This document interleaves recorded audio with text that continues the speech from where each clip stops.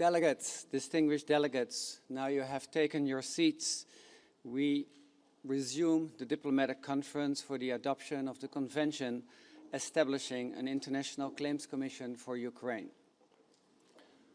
Mr. Secretary General of the Council of Europe, Excellencies, distinguished delegates, ladies and gentlemen, it is my great honor to chair this diplomatic conference for the adoption of the Convention establishing an International Claims Commission for Ukraine, hosted by the Council of Europe and the Government of the Netherlands. The Convention represents the culmination of determined multilateral effort, extensive legal work, and the unwavering commitment of the international community to uphold the principles of international law. I wish to commend the Council of Europe for its pioneering work to ensure accountability for Ukraine and its people. We have a full program today. I would therefore kindly request that all speakers adhere strictly to their allotted speaking time and maintain a measured pace to ensure accurate interpretation. To open our high-level segment, I have the great pleasure of giving the floor to the Secretary General of the Council of Europe, Mr. Alain Berset.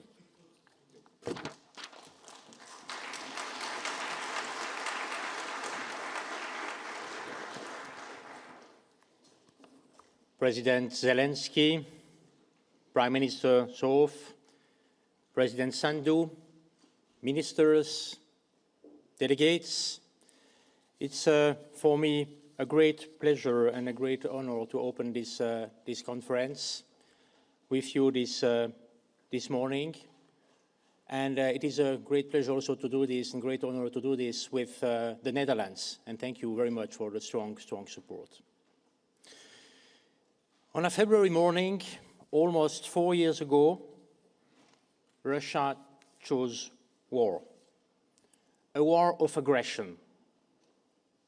Ukraine did not choose this war, but every day since, Ukraine chooses to defend itself and its rights to a European future. And our responsibility is to defend that right with weapons where needed, with justice and values where it counts. The Council of Europe Convention that opens for signature today is justice. It is justice for the children taken and deported, for lives marked by injury and trauma, and for those who will never return. Mr. President, in Strasbourg, at the headquarters of the Council of Europe last June, you said, justice takes time, but it must happen. The Council of Europe wasted no time. We created the Register of Damage for Ukraine in 2023. 44 states and the European Union have joined. Over 85,000 claims have been submitted and counting. From recording losses to deciding claims, we have chosen the fastest and the most realistic path, a path leading to a claims commission developed within the Council of Europe framework. And this is a unique international independent tool which should be central when addressing the issue of reparations during peace talks. Today here in The Hague, 35 countries will sign the convention establishing the Claims Commission. This is unprecedented for a convention on its first day. And I hope that others will follow. This convention is open to every state, all around the world, all on equal footing. And together they all send a clear message. every loss must be recorded, every loss repaired. Accountability is the work, as we know, of the European Court of Human Rights, an institution of the Council of Europe. In July, last July, the court held Russia accountable for widespread abuses in Ukraine since 2014, a judgment that will shape international justice for years to come. We also see accountability in the ongoing work to establish the special tribunal for the crime of aggression against Ukraine. Accountability cannot be a footnote to peace talks. Accountability is a central aspect of any peace plan, but not the only one. Elections, children, minority languages, a functional post-war judicial system, a robust anti-corruption framework in support of investment and reconstruction, these are all areas covered by the Council of Europe's Action Plan for Ukraine. These are areas where Ukraine can give solid guarantees to its partners, including on its path to EU accession. The Council of Europe has no drones, no missiles, but it has the force of the law, international law that applies to all, no exceptions, no double standards. And our task is clear: to record the truth, to provide redress, and to hold those responsible to account. Justice takes time, but it must happen, and the International Claims Commission for Ukraine leads the way. On behalf of the Council of Europe, and in the name of all the people working on this convention, I thank you all for the strong presence today, underlining the very importance of this moment. Thank you.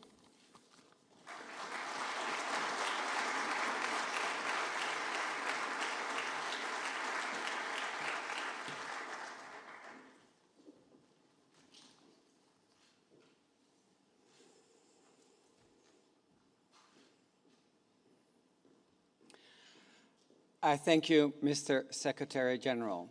It is now my honor to invite the Prime Minister of the Kingdom of the Netherlands, His Excellency Mr. Dick Schoof, to take the floor.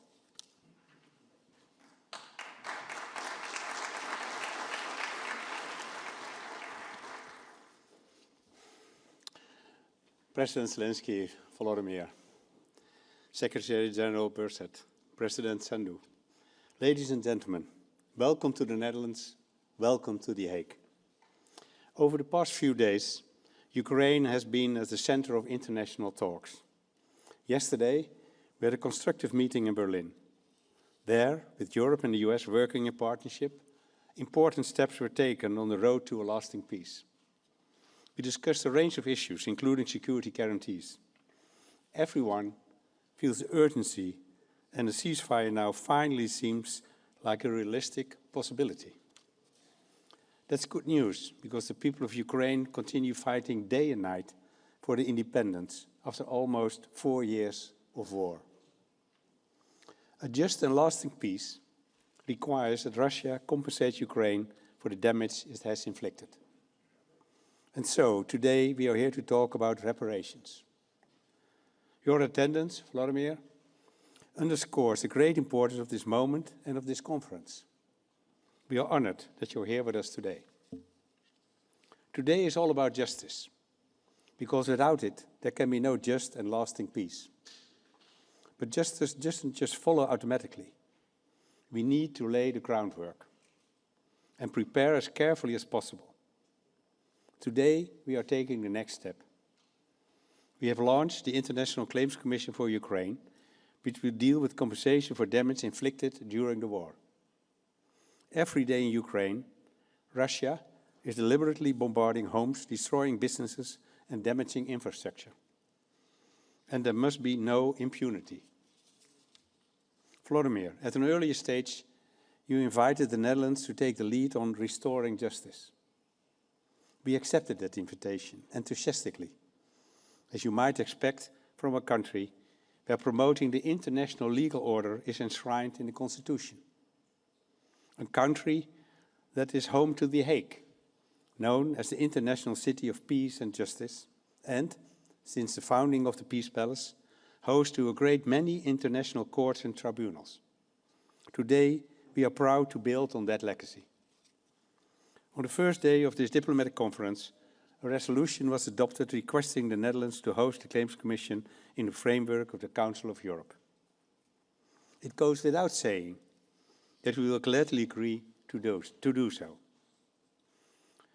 The Dutch government sees this as a logical next step in a long-running process. For some time now, we have been working with Ukraine, the Council of Europe and the countries represented here today to achieve justice for Ukraine. And together we are making progress. Take the Special Tribunal for the crime of aggression against Ukraine and the Register of Damage, for example. And now, the International Claims Commission, which is being launched today. Ladies and gentlemen, we are sending a very clear message from here in The Hague, that after peace is achieved, justice must be allowed to take its course.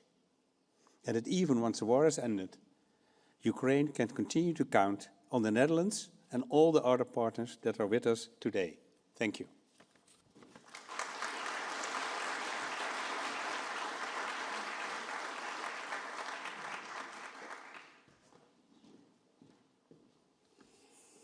I thank you, Mr. Prime Minister. It is now my honor to invite the President of Ukraine, His Excellency Mr. Volodymyr Zelensky, to take the floor.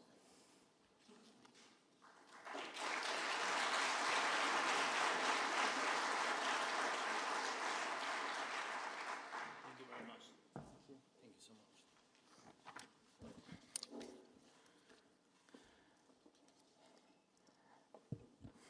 Thank you very much, dear Prime Minister. Dear Dick, thank you so much. And dear President Sandu, Maya, dear Secretary General Berset, thank you very much for the invitation. Thank you for everything, for your support.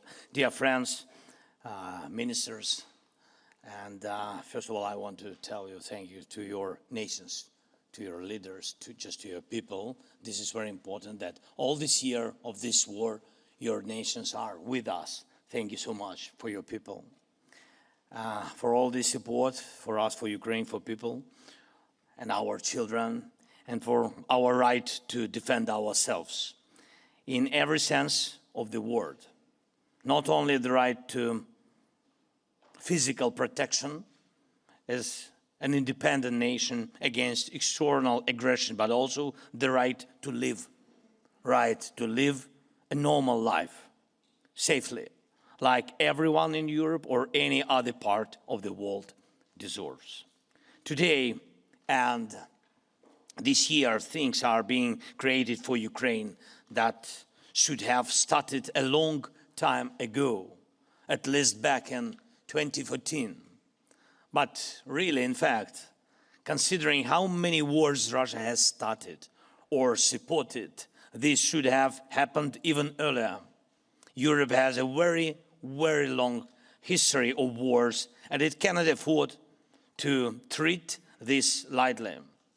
All pressure on Russia must remain in place as long as occupation of our land continues.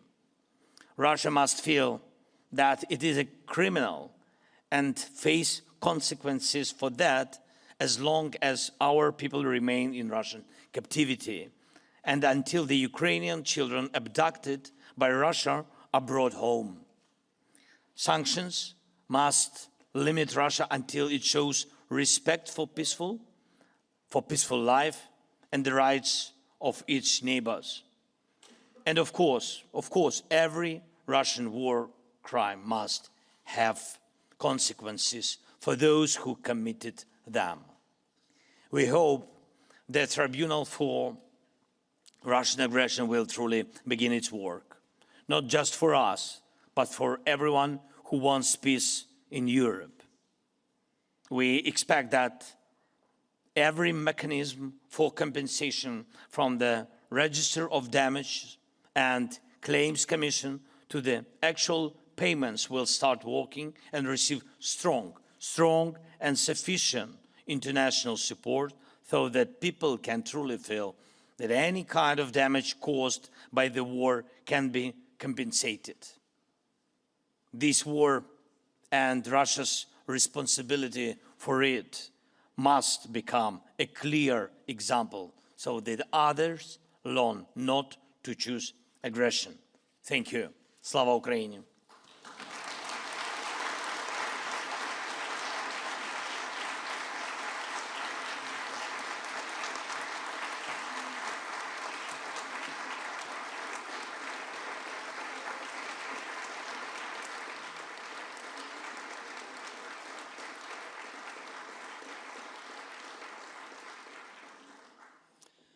I thank you, Mr. President. It is now my honor to invite the President of the Republic of Moldova, representing the Committee of Ministers of the Council of Europe, Her Excellency Ms. Maia Sandu, to take the floor.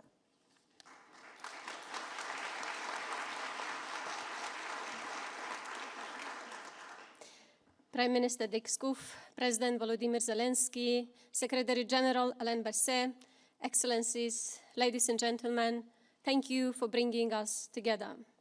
We meet as Russia's full-scale aggression against Ukraine continues to take lives, destroy cities, and weaken the foundations of the European security. So, amid all high-level discussions, we must keep the ultimate objective in mind: to save lives, stop the suffering, and bring peace that does not give rise to the next war. Moldova supports all efforts that bring an end to the war and the suffering it causes, all efforts that lead to a dignified peace, and all efforts that prevent a future war, because how this war ends will shape Europe's future. In this sense, history is consistent. Peace without accountability rarely holds. Where responsibility is affirmed through law and institutions, societies recover. Where accountability is avoided or postponed, violence returns, often in more destabilizing forms. Accountability is about creating the conditions for peace that endures. And therefore, accountability is a condition of security today and for the future. But accountability is not only about Ukraine, and it is not only about one aggressor and one victim. Accountability is about Europe, about every country in Europe. It is about whether Europe as a whole is willing to defend its peace. This war is already affecting our normal ways of life far beyond the front line. Drones violate European airspace, disrupting travel plans. Critical infrastructure is targeted through sabotage. Cyber attacks disrupt services. Disinformation seeks to divide our societies from within. This is how modern hybrid war spreads, quietly, gradually, and deliberately. The front line is not only in Ukraine, it is wherever Europeans expect safety, stability, and normality and begin to lose them. This moment is about Ukraine, but it is also about whether free and sovereign nations in Europe can protect their people from evil and harm, whether we, Europeans, can hold together in solidarity to defend our way of life, our democracies, and our peace. This is why the convention we signed today, establishing the International Claims Commission for Ukraine, matters. This matters first and foremost for people, for those who lost family members, for those whose homes were destroyed, whose lives were forever changed. Law cannot undo loss, but it can recognize harm, restore dignity, and affirm that suffering is neither invisible nor forgotten. Secondly, it also matters for the international system.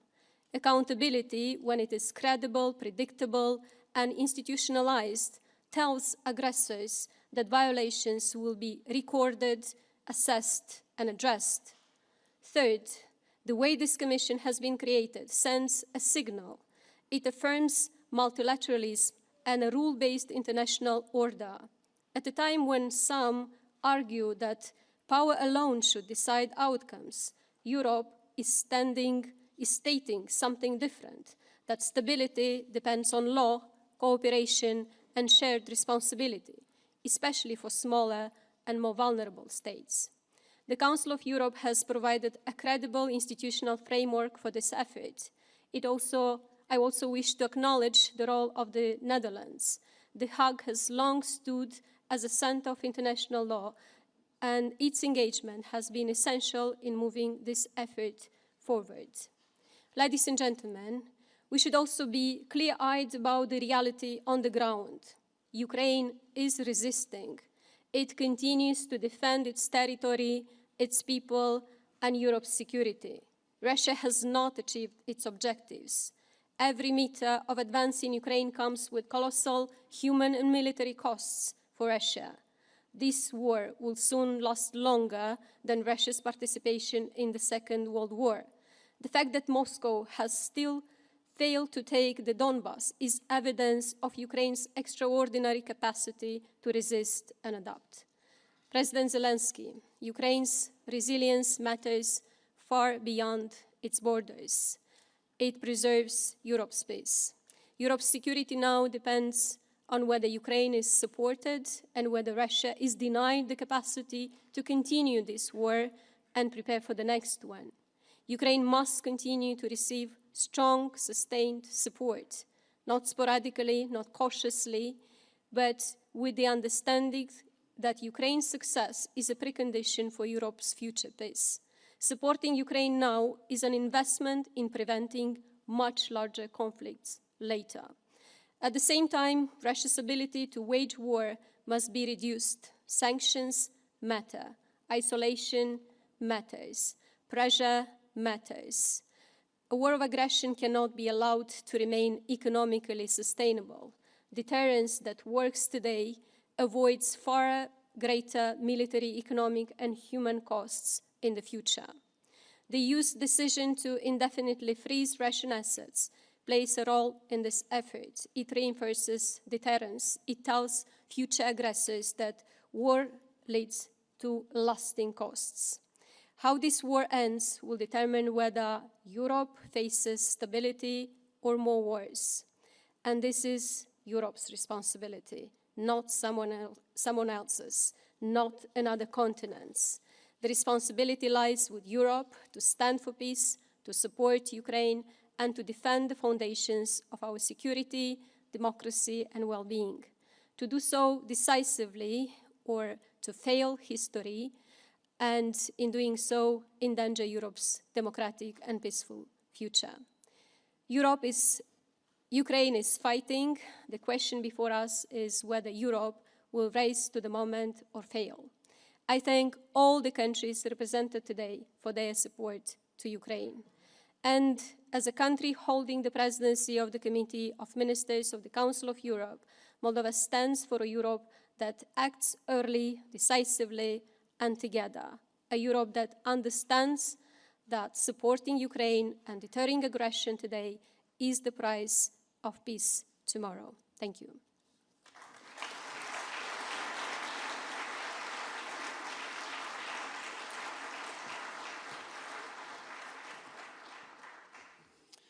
I thank you, Madam President. We now turn to the central item of our conference, the adoption of the documents before us, the convention, the resolution, the report, and the final act. At the heart of these instruments lies the convention establishing an International Claims Commission for Ukraine, which represents the principal achievement of our collective work. May I ask whether any delegation wishes to take the floor to raise an issue or propose an amendment to any of the draft documents?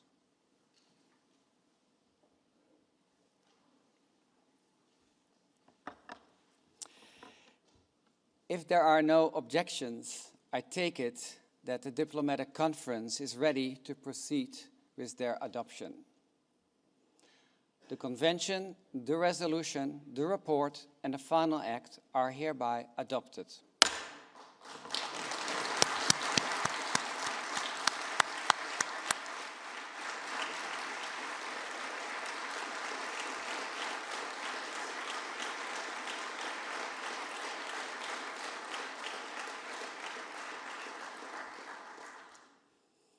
And that's what I like to do best at these meetings, gavel a result. Following the adoption of the Convention, I have the honor to formally declare the Convention open for signature. So we will now proceed to statements and the signing of the Convention and the final act of the conference.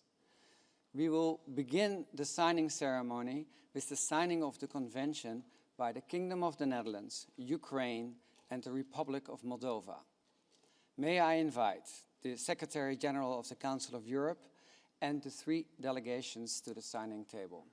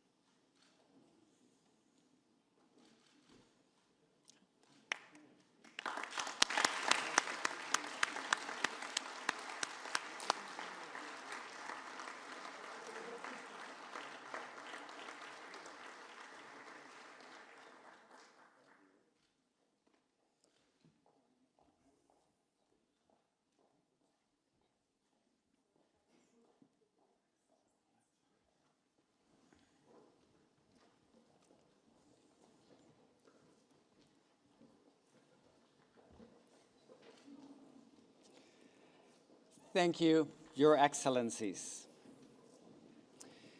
We will now proceed with statements delivered by ministers of the states and high-level representatives of the organization having expressed their intention to sign the Convention and the final act.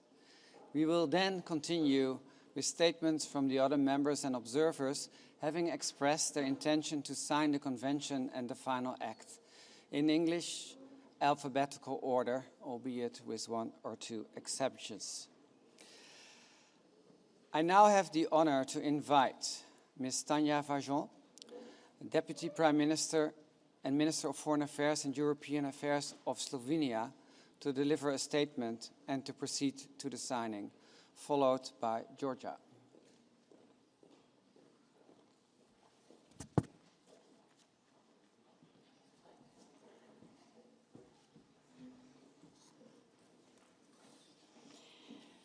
Excellencies, distinguished colleagues, it is an honor to address you today as we reflect on the profoundly difficult reality that we are soon to mark 4 years since the Russian Federation launched its illegal and unjustified aggression against Ukraine. 4 years of blatant violations of international law, which Slovenia condemns in the strongest possible terms. Slovenia has always advocated for peace. This commitment continues to guide our country's actions today, just as it has in the past.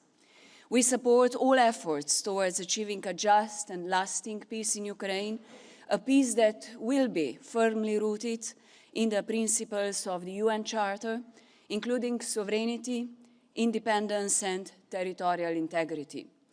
These principles are not abstract ideas.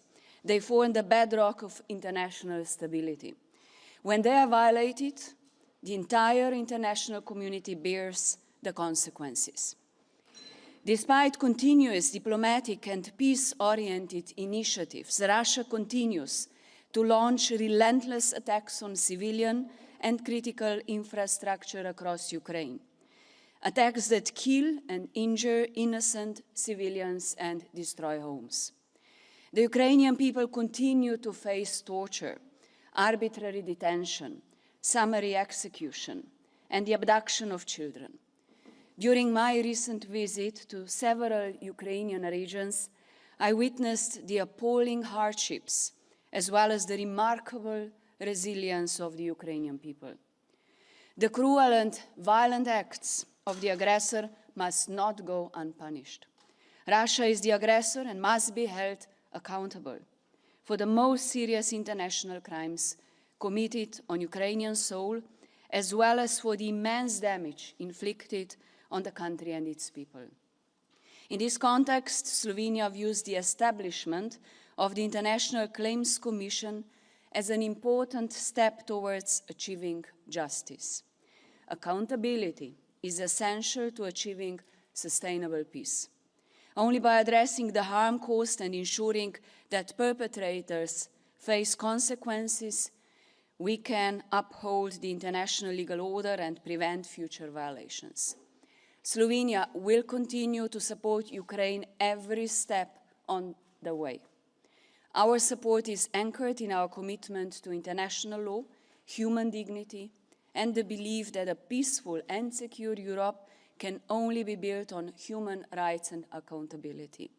The International Claims Commission represents our collective endeavor to ensure that the future is governed by law rather than by force. Thank you.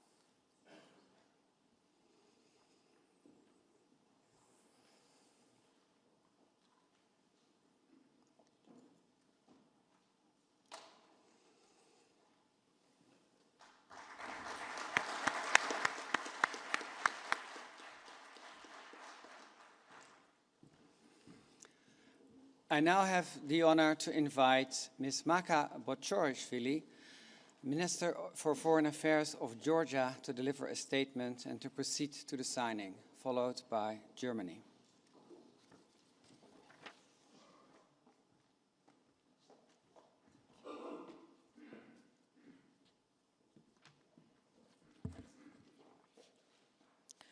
Excellencies, ladies and gentlemen, Secretary General, thank you for bringing us together here in The Hague, a city that has become a symbol of justice and respect for international law.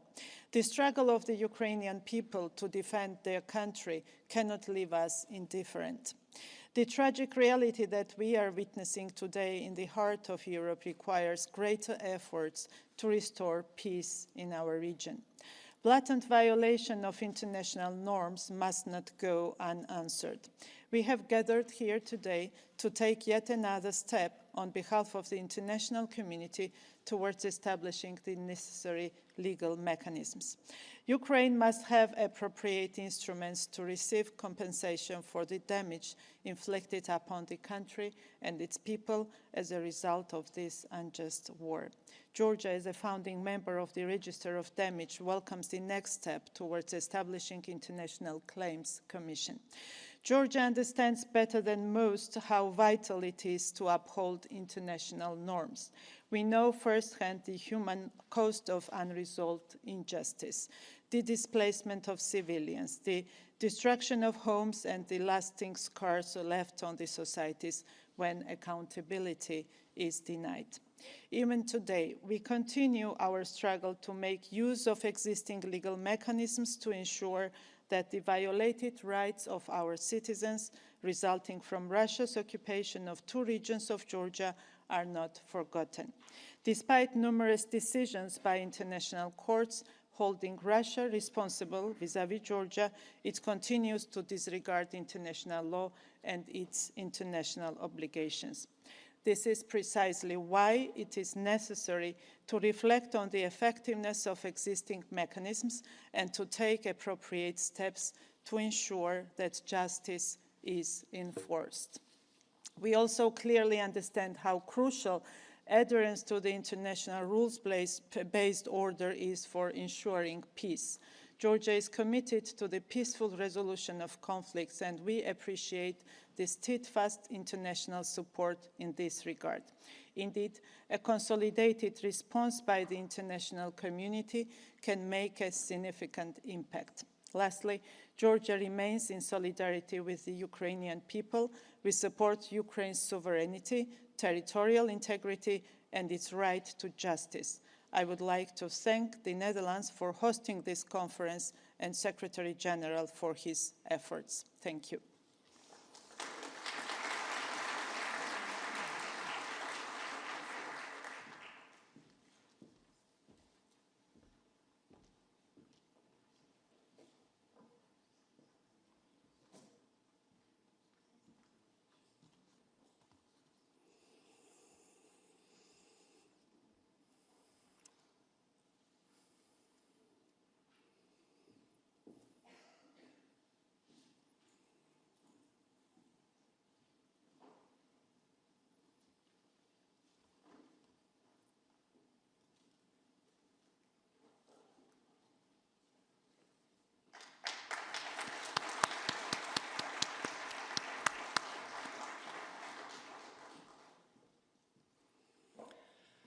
I now have the honor to invite Mr. Florian Hahn, Minister of State at the Federal Foreign Office of Germany, to deliver a statement and to proceed to the signing, followed by Lithuania.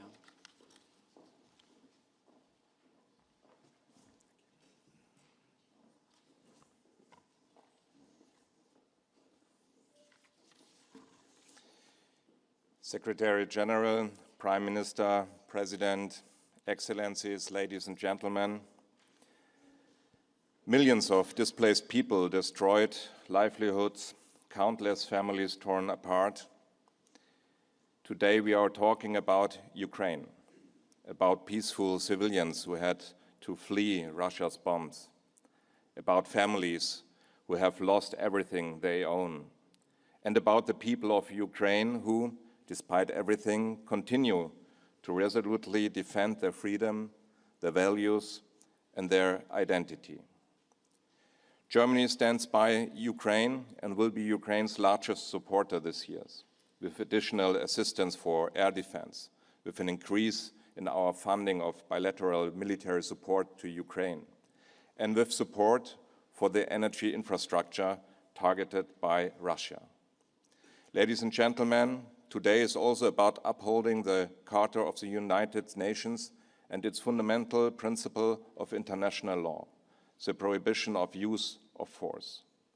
In 2022, the UN General Assembly recognized in its resolution further ends of remedy and reparation for aggression against Ukraine that the Russian Federation must be held to account for any violations of international law in or against Ukraine. The people of Ukraine can now be assured their claims will be taken seriously. They will be examined in a professionally established international process. The establishment of the Claims Commission is an important step towards ensuring accountability and securing compensation for Ukraine. Ladies and gentlemen, most importantly, the people of Ukraine needs peace. Ukraine is ready to negotiate a peace solution, but Russia remains evasive and continues its reckless strikes. Germany will therefore, together with its partners, uphold its efforts to achieving an end to Russia's war, emphasizing that any solution must fully align with the principles of the United Nations Charter. We will continue with our partners to work for a just and lasting peace that the people of Ukraine fully deserve. In closing, I wish to thank the Council of Europe for hosting the Claims Commission under its roof, and I thank the Kingdom of the Netherlands for their support for the negotiations and its openness to host the Claims Commission here in The Hague. Thank you very much for your attention.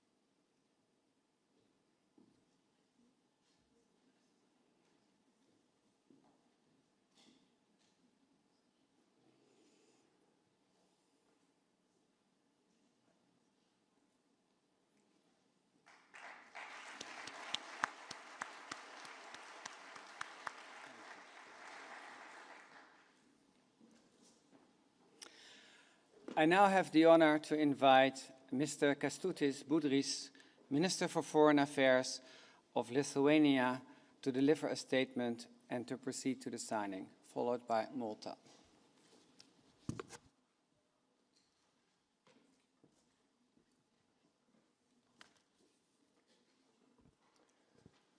Your Excellencies, distinguished delegates, I'm honored that today we are able to sign the convention establishing the International Claims Commission for Ukraine. By doing so, we reiterate our unwavering commitment to solidarity with Ukraine.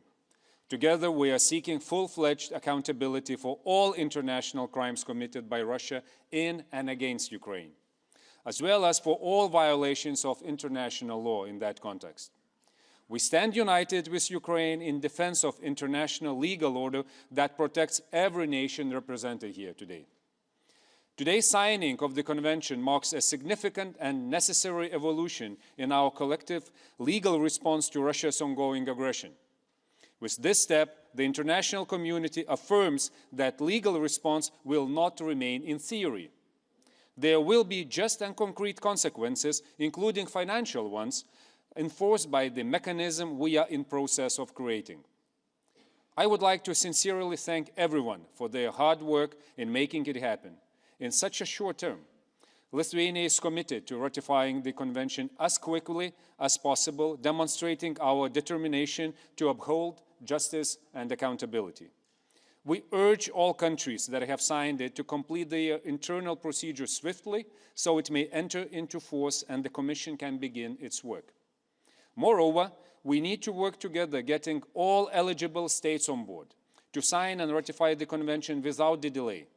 And we should keep calling on all eligible states to join the register of damage for Ukraine, whether as members or associated members. The register and the Convention confirms our political commitment, expressed in the UN General Assembly's resolution on furtherance of remedy and reparation for aggression against Ukraine. Dear friends, I wish to emphasize that for Lithuania, the establishment of the Claims Commission carries profound meaning. Our history teaches us how vital accountability and reparations are for international wrongful acts. There were no reparations for the occupation and annexation of Lithuania and the other Baltic states by the Soviet Union under the Molotov-Ribbentrop Pact. Putin and his regime since the outset acted as if those crimes never happened. This denial and impunity has only encouraged Russia's repeated aggression against Georgia in 2008, against Ukraine in 2014, and again in 2022. In conclusion, let me recall the fundamental principles. First, solidarity. Standing with Ukraine sends a clear and unwavering signal. Aggression will never be legitimized by the international community. Second, justice. Accountability for international crimes cannot be evaded. And finally, respect for the international law. The success of ensuring tangible legal consequences for international crimes committed by Russia will reinforce the global rules-based international order. Thank you all.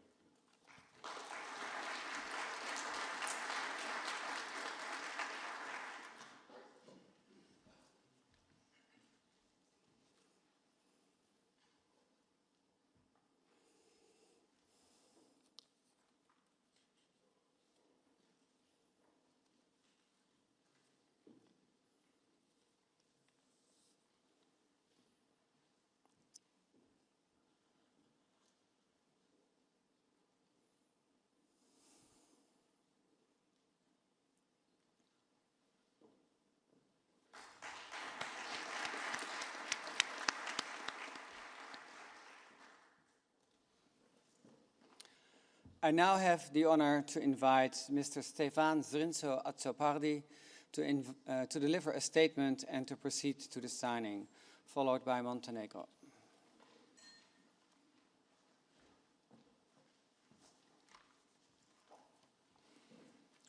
Excellencies, colleagues, today we stand together bound by a sense of duty and a common cause, marking a historic occasion of undeniable significance, that of the official adoption of the Convention establishing an International Claims Commission for Ukraine.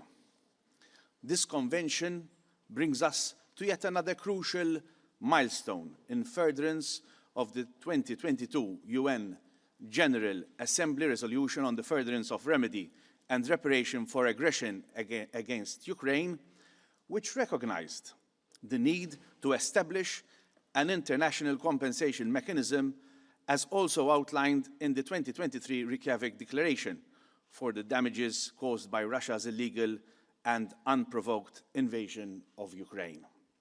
The Council of Europe has stepped up as a global leader by centering victims through the Claims Commission. In succeeding the Register of Damages, the Claims Commission will ensure that the Russian Federation, as the responsible state, makes full reparations for the harm caused through its internationally wrongful acts, as also reiterated in the final act of this diplomatic conference. Malta has wholeheartedly supported this stepwise approach from the outset as a full member of the Register, and looks forward to the attainment of these goals through a dedicated compensation fund. I am proud to note the active role my country has had to play in the process, and recall that on the 22nd October of this year, the Maltese presidency of the Council of Europe oversaw the approval by the Committee of Ministers of the draft convention, which we now witness coming to fruition. We welcome the adoption of the final act and the resolution. Malta stands ready to continue cooperating closely with regards to the functionality of this mechanism, and will follow closely the work of the Advanced Team and Preparatory Committee, particularly as it pertains to the provisional budget for the first financial year of the Commission and the scale of contributions as members. Malta is also proud to have presided over the historic milestone achieved last June, whereby the Committee of Ministers paved the way for the signing of the bilateral agreement on the establishment of the Special Tribunal for Crime of Aggression against Ukraine by President Zelensky and Secretary General Bizet. This agreement crucially fills in a vacuum of accountability in international criminal justice for this most serious crime against Ukraine. where international judicial bodies previously lacked the necessary jurisdiction to adjudicate on Russia's crime of aggression. Once again, we join in solidarity within yet another international forum for like-minded states to reaffirm our commitment to national sovereignty and territorial integrity, as well as to peace and stability in Europe. As Malta signs this convention, Malta chooses to stand on the right side of history, and that we will hold firm in our belief in the rules-based international order. We invite all other nation states to add their signatures without delay, as the urgent defense of justice, cooperation, and international law demands collective and timely action.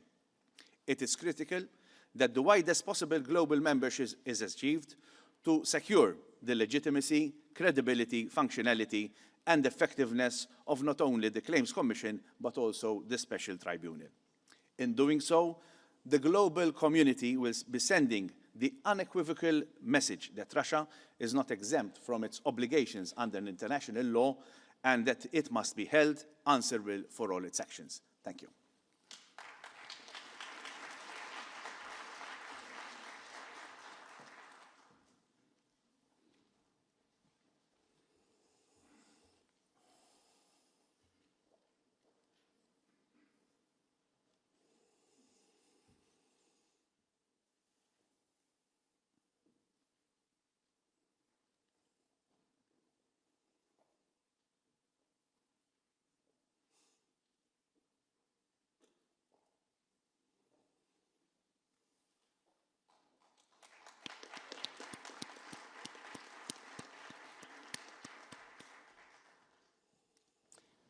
Thank you, Mr.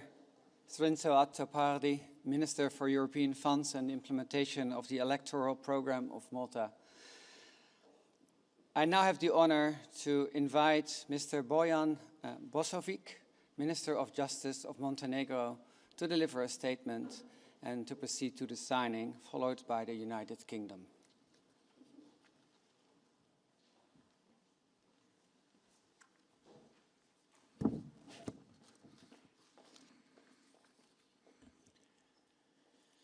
Your Excellencies, distinguished colleagues and dear friends, it is my honor to be present on behalf of the government of Montenegro here today in The Hague and to join you all on the occasion of signing the Convention on establishing an International Claims Commission for Ukraine.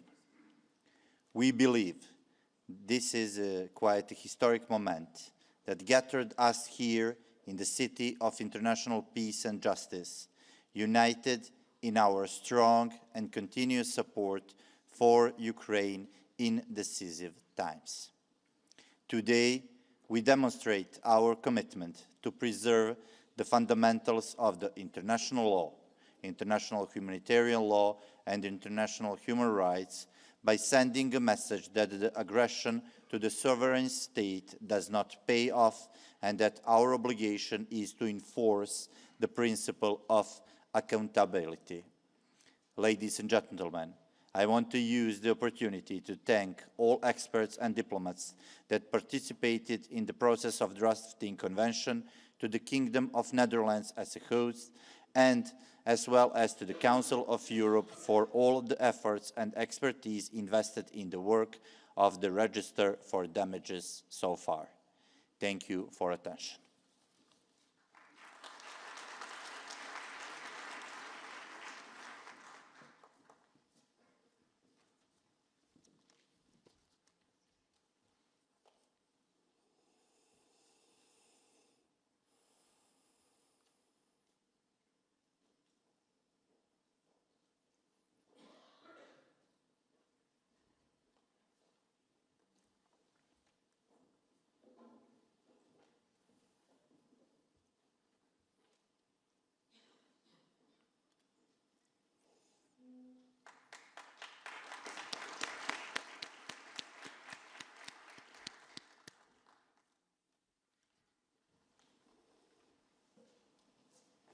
I now have the honor to invite Mr. Stephen Doty, Minister of State for Europe, North America and overseas territories of the United Kingdom to deliver a statement and to proceed to the signing, followed by Andorra.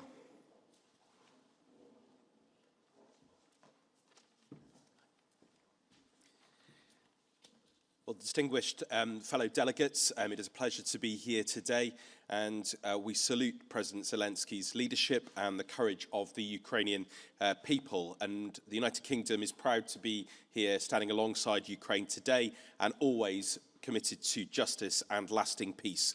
This is indeed a landmark moment, an unprecedented step towards accountability for Russia's appalling crimes against Ukraine.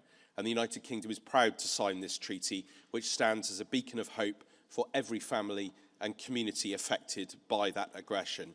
And it also sends a clear message to Putin that aggression and violations of international law will not go unanswered, because Russia's attacks shock the conscience, bombarding homes and kindergartens, stealing children from Ukraine, deporting and brainwashing them.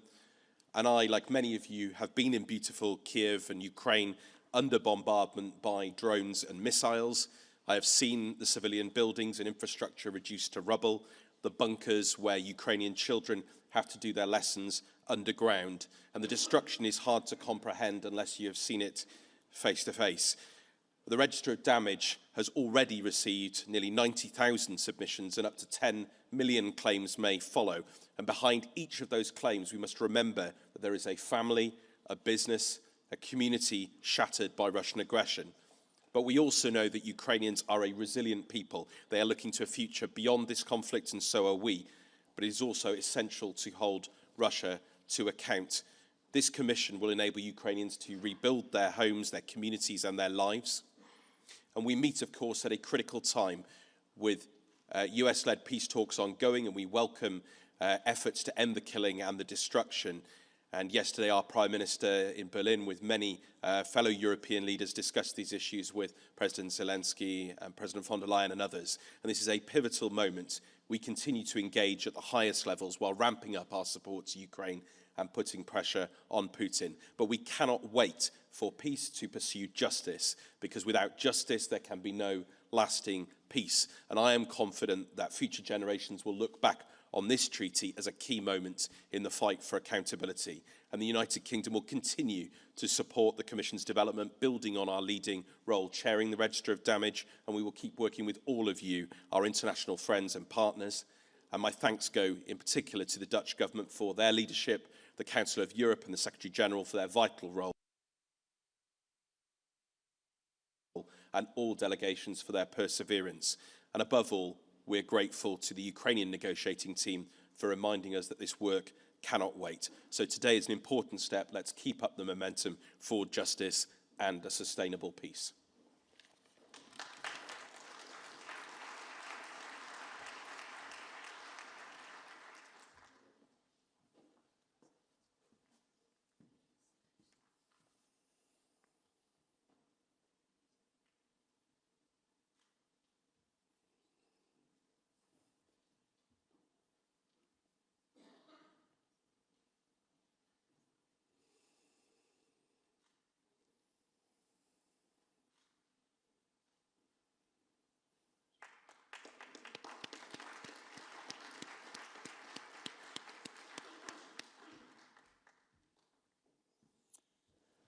The order of speakers has changed. I now have the honor to invite Ms. Kaja Kallas, High Representative for Foreign Affairs and Security Policy and Vice President of the European Commission of the European Union, and Mr. Michael McGrath, European Commissioner for Democracy, Justice, the Rule of Law and Consumer Protection of the European Union, to deliver a statement and to proceed to the signing, followed by Sweden.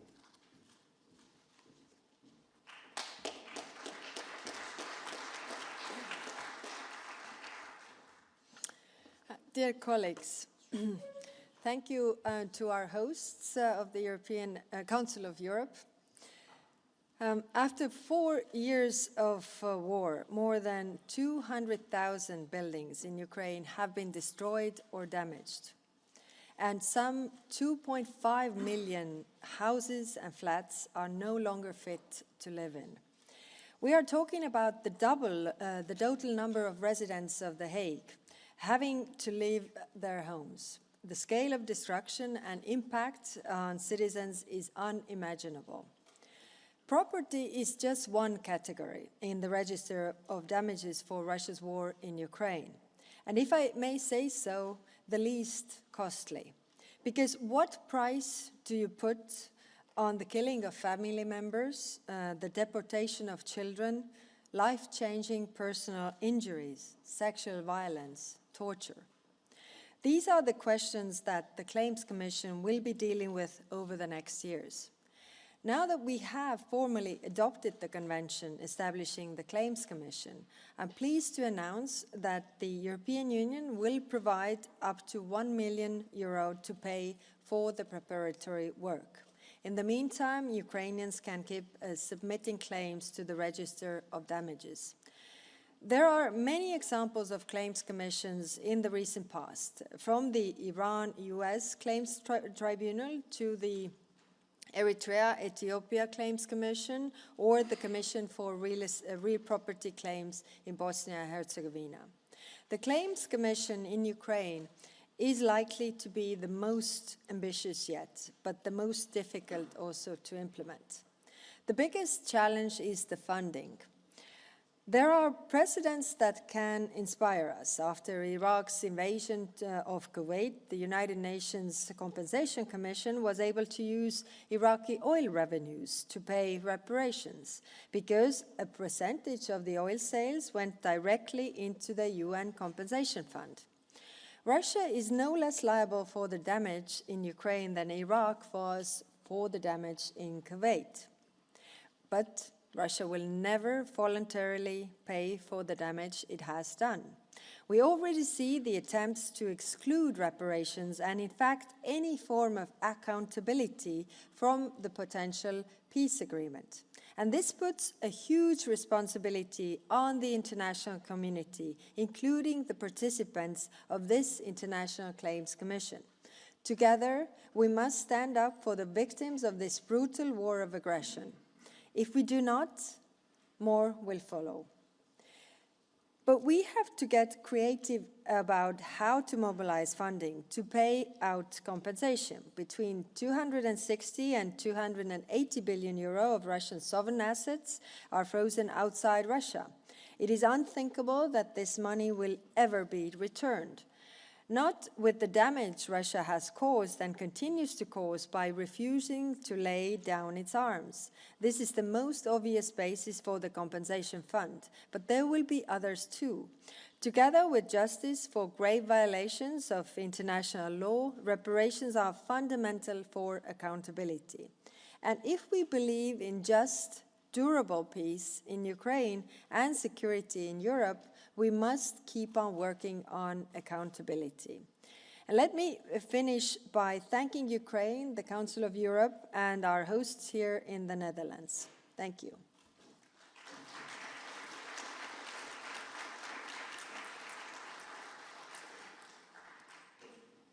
Secretary General Berset, Your Excellencies, good afternoon, everyone. Today marks a defining moment in our unwavering support for the people of Ukraine as they continue their heroic resistance against Russia's brutal war of aggression, and a defining moment in our shared commitment to upholding international law, restoring justice, and ensuring lasting accountability for the suffering inflicted on Ukraine and its people. Ukraine has endured unimaginable pressure, and it has not broken. It has stood firm, not only in defence of its people, its sovereignty and its European future, but also in the defence of the international legal order itself. Ukraine's future is Europe's future. Ukraine is not just a partner, it is a neighbour and a dear friend. The EU has remained steadfast in its resolve to fight impunity and pursue accountability for Ukraine. And today, we move from principle to action, from aspiration to reality, embedding accountability at the heart of Ukraine's future. More than 3 years ago, the UN General Assembly affirmed a clear principle. Russia must be held fully accountable for its internationally wrongful acts in and against Ukraine and must provide reparation for the damage, loss and injury caused. And since then, the EU, together with its member states and partners around the world, has worked tirelessly to deliver an international reparations mechanism, and I acknowledge the leadership of the Council of Europe. Establishing the Register of Damage in May 2023 was the first essential pillar, and today we are founding the second pillar, turning our collective solidarity into a concrete mechanism for reparations. And that's why I am honoured to be here today alongside HRVP Callas to co-sign on behalf of the European Union this convention, as well as the final act. Our next priority will be to conclude the convention early next year so that the Claims Commission can be up and running as soon as possible. And time is of the essence. We need to ensure accountability and justice for Ukraine and its people. So let me encourage not only all of you, but also our other international partners to join the convention, because doing so will reaffirm not only our solidarity with Ukraine, but also a firm commitment to the rules-based international order that protects every state. Crucially, the Convention lays out a clear pathway forwards towards the establishment of a compensation fund to ensure full redress for all damage. By signing today, we are reaffirming our collective commitment to identify and secure, in full respect of international law, sustainable sources of funding for the compensation determined by the Claims Commission. And this is why the European Commission's reparation loan proposal recognises that those resources can be used directly by Ukraine to deliver compensation awarded through the Claims Commission. To conclude, this year has tested our collective resolve like no other since the onset of Russia's full-scale war of aggression. And while the geopolitical landscape has shifted profoundly, Ukraine's determination to resist Russian aggression has not, and neither has the EU's unwavering commitment to Ukraine, to its European future and to the international rules-based order. Accountability for the perpetrators of these crimes and reparation for their victims are indispensable to any just and lasting peace. And today, through the EU's signature of this convention, we reaffirm with all of you that commitment clearly, firmly and without ambiguity. Thank you.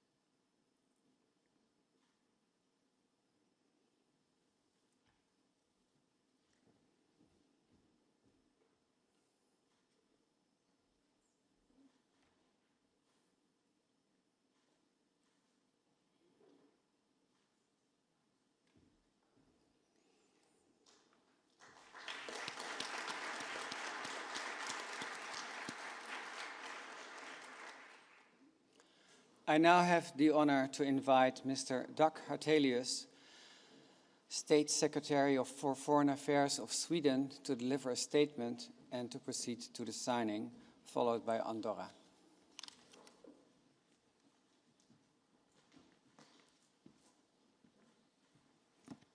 Excellencies, colleagues, friends of Ukraine, it's a great honor to be here in The Hague to adopt the convention establishing an international claims commission for Ukraine. Today, we gather to reaffirm our commitment to justice, accountability, and solidarity with the people of Ukraine. The establishment of the Claims Commission marks a historic step towards ensuring that reparations will be made to the victims of Russia's aggression. It marks a pivotal moment holding Russia accountable for its grave violations of international law. Ukraine is courageously defending its country and people against the Russian aggression. Homes have been destroyed, livelihoods shattered, and countless lives ended or disrupted. Sweden stands firmly with Ukraine in its efforts to achieve a just and lasting peace in line with the international law, including the UN Charter. The Claims Commission sends a powerful message. Aggression will not go unpunished, and justice will not be denied. We welcome the significant work carried out by the Register of Damage for Ukraine. Progress is also being made on establishing the Special Tribunal for the crime of aggression against Ukraine. It's crucial that both the Commission and the Tribunal can begin their important work as soon as possible.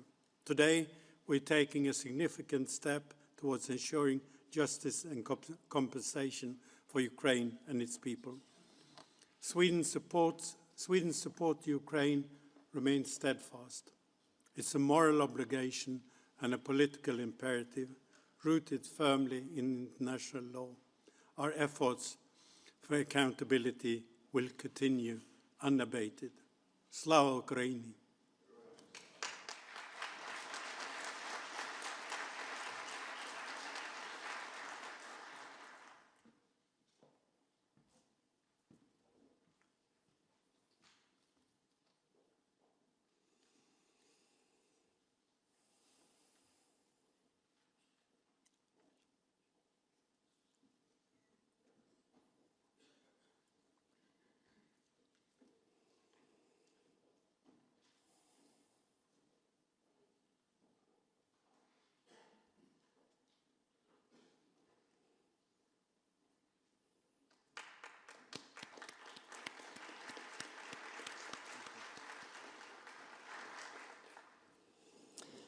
I now have the honor to invite Mr. Vincenzo Matteo Zamora, Ambassador Extraordinary and Plenipotentiary Ambassador of Andorra to the Netherlands, to deliver a statement and to proceed to the signing, followed by Austria.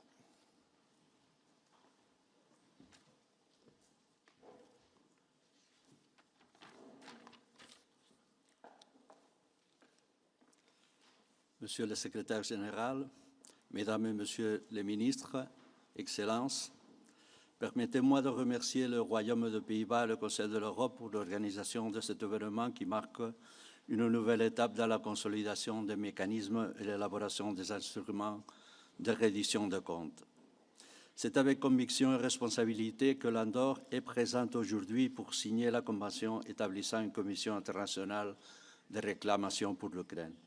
Cet engagement témoigne de notre attachement aux principes qui fondent l'ordre international, la souveraineté des États, le respect du droit international et la protection des droits humains.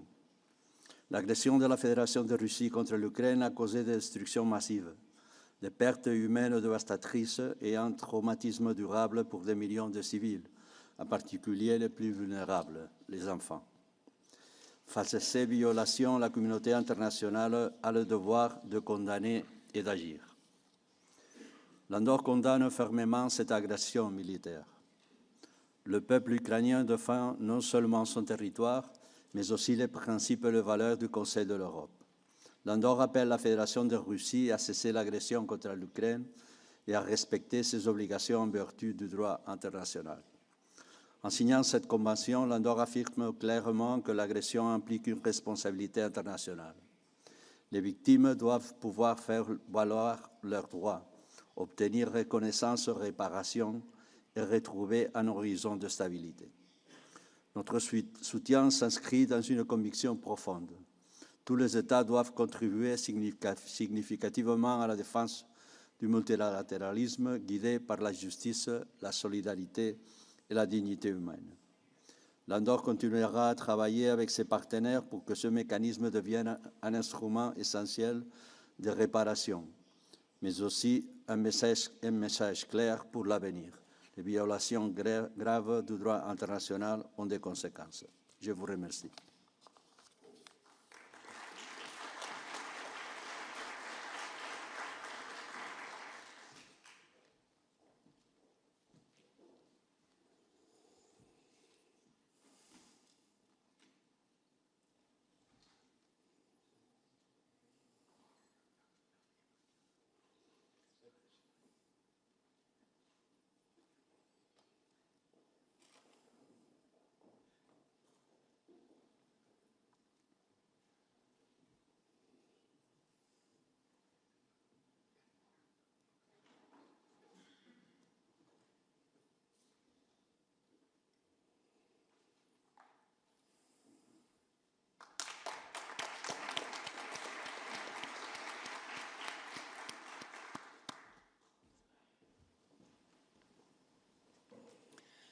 I now have the honor to invite Mr. Josef Schellhorn, State Secretary at the Federal Ministry for European and International Affairs of Austria, to deliver a statement.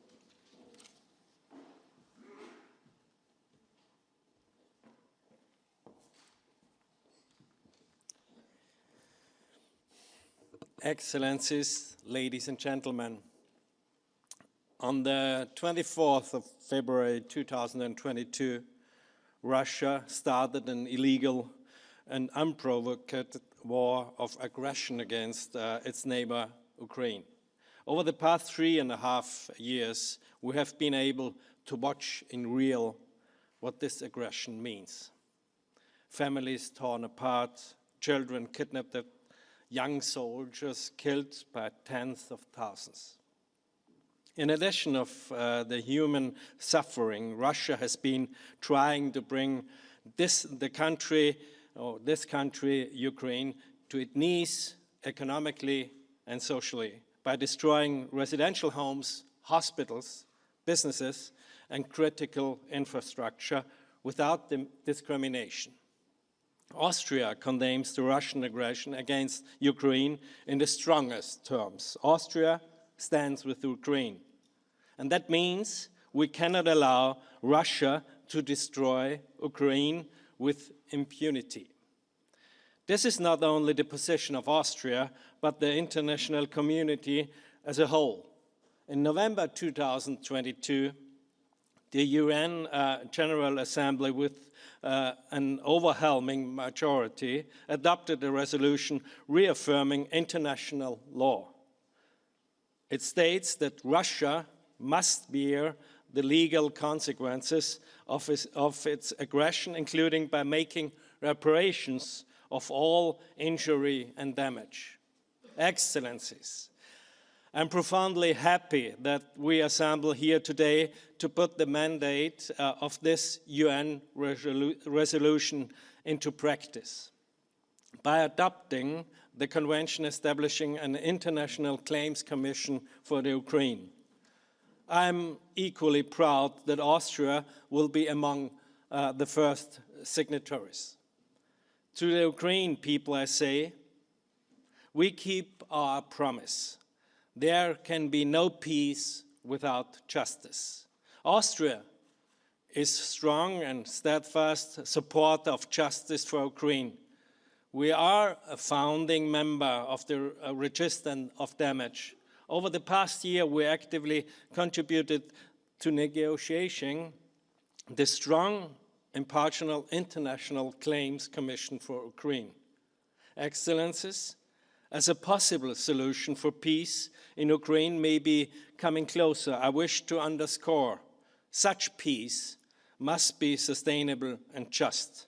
Having a strong institution such as the Claims Commission, which can objectively identify the damage done to the Ukraine and its people by the illegal Russian aggression and quantify necessary reparation in each case, is an indispensable instrument to ensure such sustainable and just peace. It also shows our strong commitment to the rule of law and accountability. Let me close by tribute to the steadfastness and bravery of the people of Ukraine. In the face of an unprovoked and illegal aggression, you have shown the world what courage and patriotism truly means. Your resilience is not only a defense of your homeland, but a defense of freedom, dignity, and the values we all hold dear. The International Claim Commission for Ukraine is our small contribution to help bring justice to your nation and rebuild Ukraine for a strong, sovereign, and flourishing future. Thank you very much. Slava Ukraine.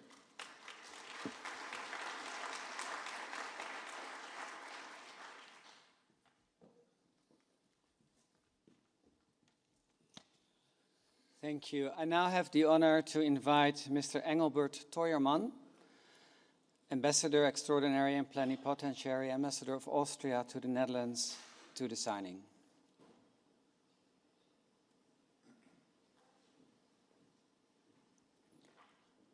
followed by Belgium.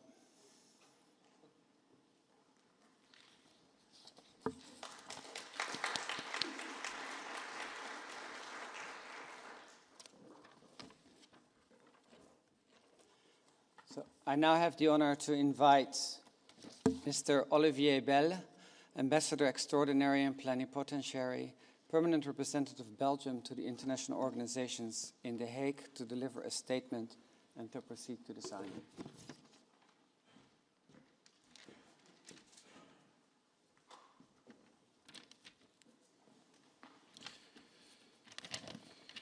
C'est un moment historique. En signant la Convention établissant la Commission internationale des réclamations pour l'Ukraine, nous franchissons ensemble une étape d'une grande portée, sur le plan juridique et moral, tant pour l'Ukraine que pour l'ordre juridique international. La Belgique a toujours clairement indiqué que les violations du droit international ne peuvent rester impunies. Lorsque des civils souffrent, lorsque des infrastructures sont détruites, lorsque l'injustice affecte profondément le quotidien des citoyens, il est de notre devoir, en tant que communauté internationale, de répondre par des actions concrètes. Reflet de cette volonté d'agir avec rigueur, humanité et détermination, la Commission offrira un forum indépendant, transparent et accessible, un lieu où des victimes d'actes illicites pourront déposer leurs réclamations avec l'assurance d'être entendues. Ce faisant, nous contribuons non seulement à la réparation, mais aussi au renforcement de la confiance dans le multilatéralisme.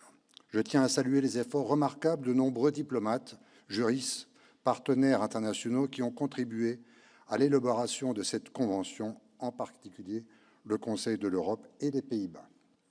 Je souhaite également souligner que cette convention revêt une portée plus large. Elle adresse un message clair au monde. Les violations graves du droit international ne sont pas ignorées.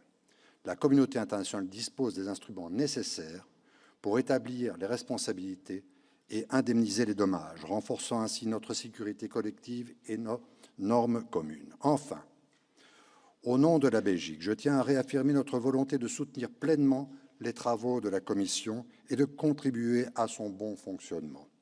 Nous serons un partenaire engagé, convaincu que le respect du droit et la quête de justice sont indispensables pour ouvrir la voie à une paix durable. Je vous remercie.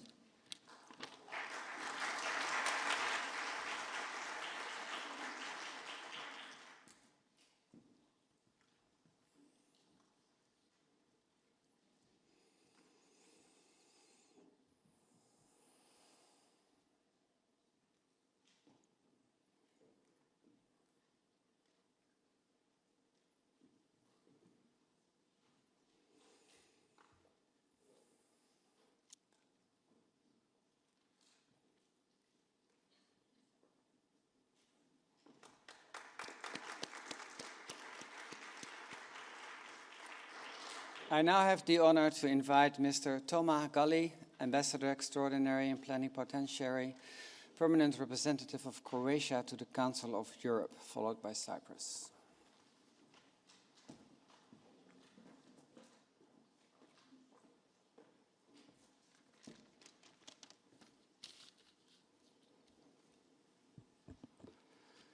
Mr. Secretary General, honorable ministers, excellencies, dear colleagues.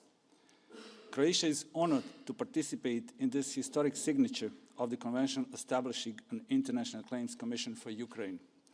This convention represents a crucial step towards justice for the victims of aggression and ensuring redress for the immense suffering inflicted upon Ukrainian people.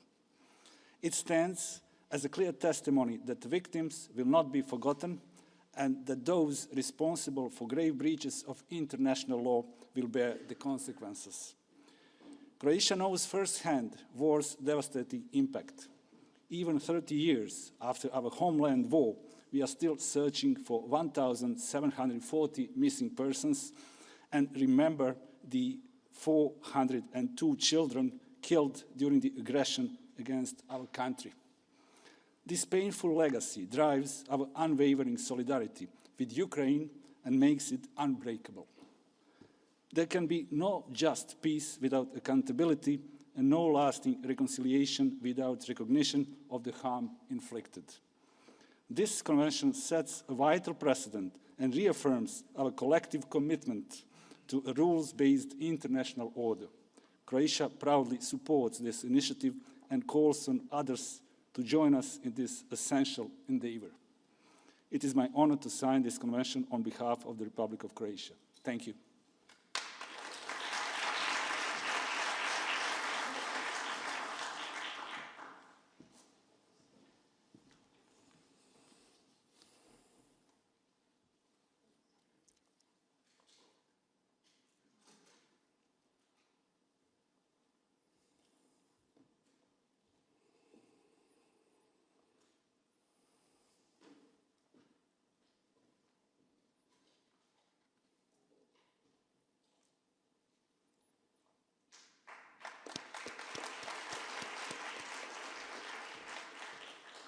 I now have the honor to invite Mr. Spiros Atas, Ambassador Extraordinary and Plenipotentiary, Ambassador of Cyprus to the Netherlands, to deliver a statement and to proceed to the signing, followed by Denmark.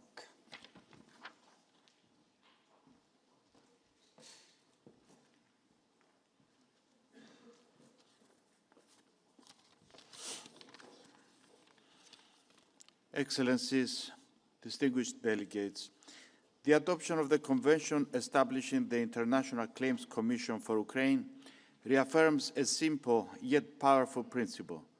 Violations of international law must not go unpunished, and victims are entitled to a credible, independent, and effective path to justice. This Convention, alongside the resolution and the final act, marks a significant step forward in advancing accountability. We commend and thank the Kingdom of the Netherlands for hosting the Commission, and we welcome the important role of the Council of Europe in the conclusion of the Convention. For Cyprus, a country that to this day suffers from the consequences of aggression and continues to suffer from an illegal military occupation, the principles underpinning this initiative carry particular resonance. Cyprus has long championed the rule of law and mechanisms that safeguard the rights of victims of conflict. While each situation has its own context, the underlying principles are universal. Justice matters, accountability matters, and the international community has a duty to uphold them without exception. Justice and accountability are not abstract concepts. They are responsibilities. They are promises to victims that their suffering will not be ignored, and commitments by states to defend the international legal order and the values upon which our multilateral system is built. Let us continue in this spirit of unity and determination. The International Claims Commission for Ukraine will succeed only if we collectively uphold the principles we affirm today. Thank you for your attention.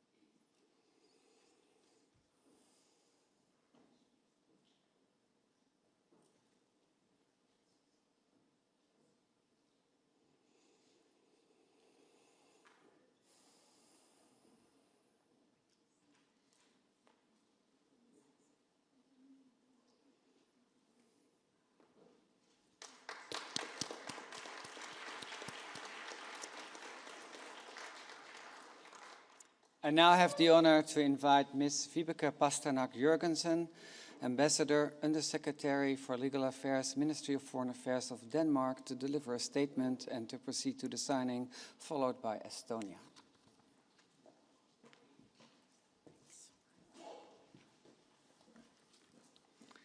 Well, thank you.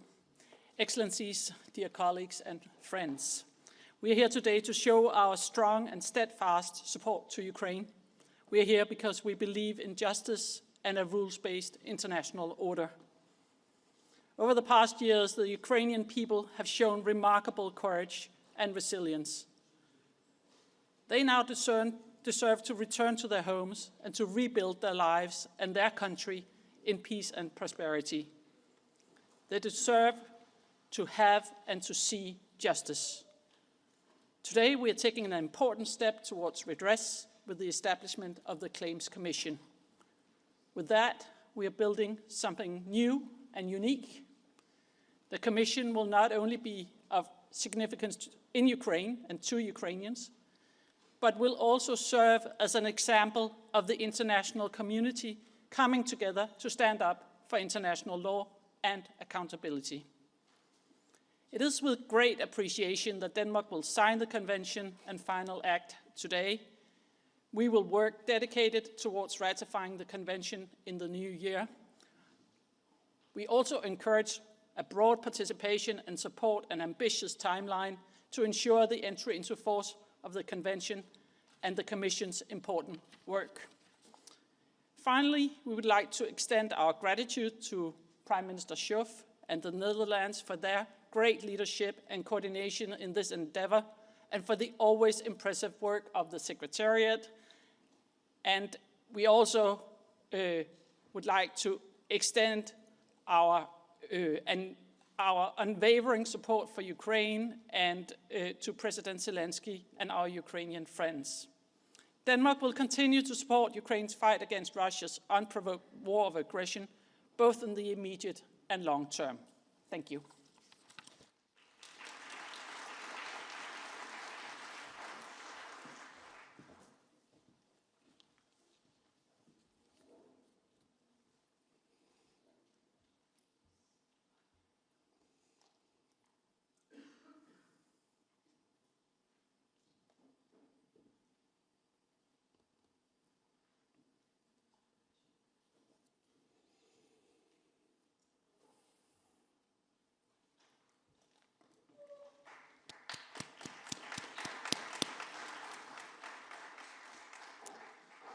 I now have the honor to invite Mr. Jonathan Saviov, Secretary General of the Ministry of Foreign Affairs of Estonia, to deliver a statement and to proceed to the signing, followed by Finland.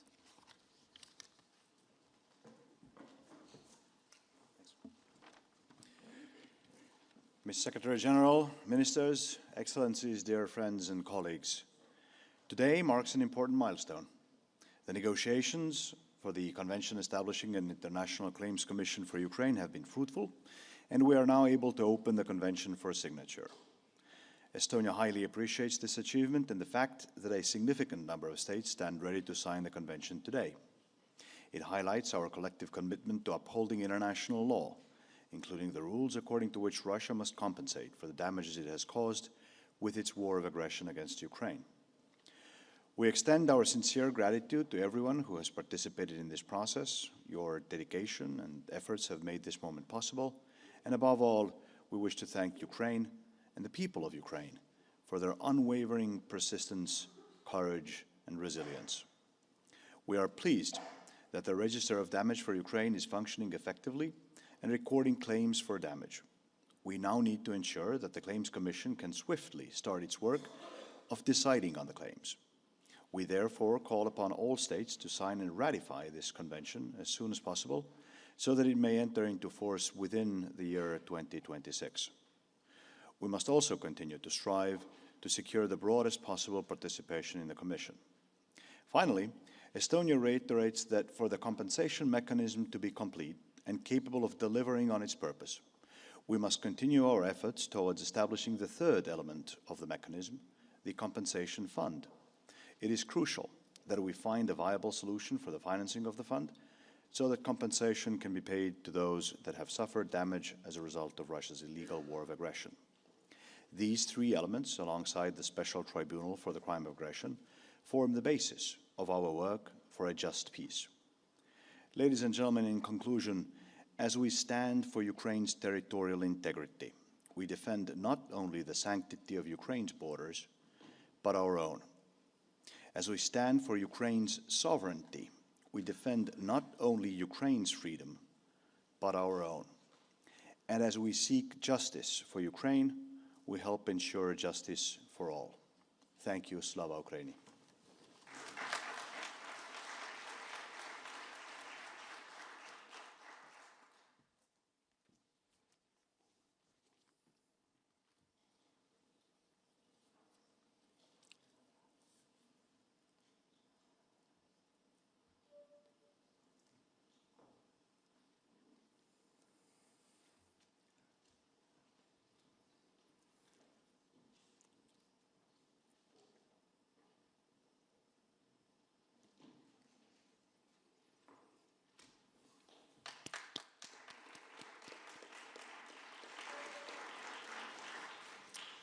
I now have the honor to invite Mr. Pasi Rajala, State Secretary to the Minister of Foreign Affairs of Finland, to deliver a statement and to proceed to the signing, followed by France.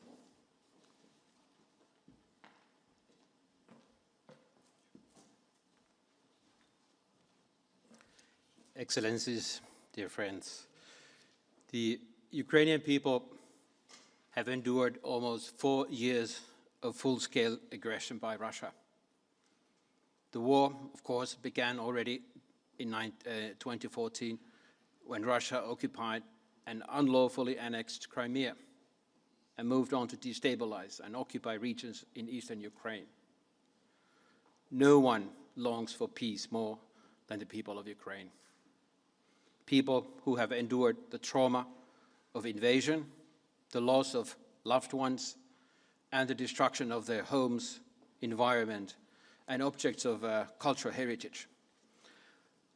While Ukraine has shown genuine readiness for peace negotiations, Russia continues to choose violence and destruction. We see that every day, and we see that every night. We need a full unconditional ceasefire as a first step for meaningful talks aimed at a just and sustainable peace in line with the UN Charter. In addition, there must be accountability for the wrongs inflicted upon Ukraine and Ukrainians by Russia's unlawful actions. Today, the Convention establishing an International Claims Commission for Ukraine opens for signature.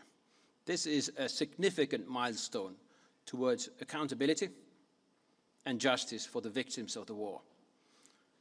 We commend the Council of Europe for its readiness to host not only the Special Tribunal for the Crime of Aggression, but also the Register of Damage and Claims Commission. This is a demonstration of the Council's commitment to defend democracy, human rights, and the rule of law in Europe and beyond. And we also wish to thank the Kingdom of the Netherlands for its willingness to serve as the host country for both mechanisms. Finland is a proud founding member of the Register of Damage and has also from the start supported the establishment of a Claims Commission as the next step. The Convention text provides for a Claims Commission that is efficient, legitimate, and can stand any possible critical scrutiny. Finland will sign the Convention today, and we will do our part to become a state party as soon as possible. And we are also prepared to discuss the possible sources of funding of the future awards of the Commission. So let this day remain in history as the moment when the international community showed its determination to hold the aggressor accountable and to ensure justice for the victims of this historic wrong. Accountability is needed not only for reparations, but also to deter the next aggressor who might otherwise believe they can act with impunity. Finally, by establishing the Claims Commission, we defend a world order based on international law. I thank you.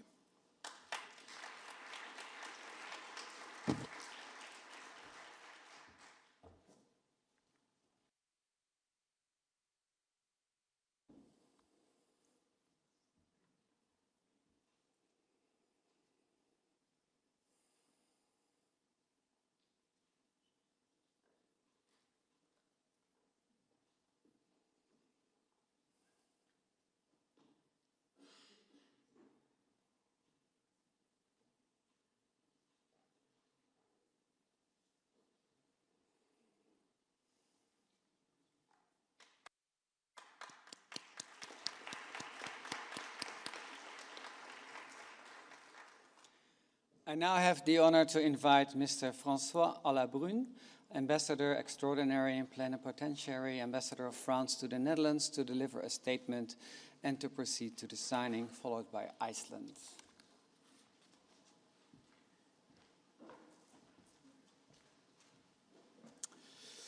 Monsieur le secrétaire général du Conseil de l'Europe, Monsieur le Président, Madame la Présidente, Mesdames et Messieurs les ministres, Monsieur le Président de la Cour européenne des droits de l'homme, Excellences, Mesdames, Messieurs, le 14 novembre 2022, l'Assemblée générale des Nations unies prévoyait l'établissement d'un mécanisme international de réparation des dommages, pertes et préjudices résultant de l'agression commise par la Russie contre l'Ukraine en violation de la Charte des Nations unies.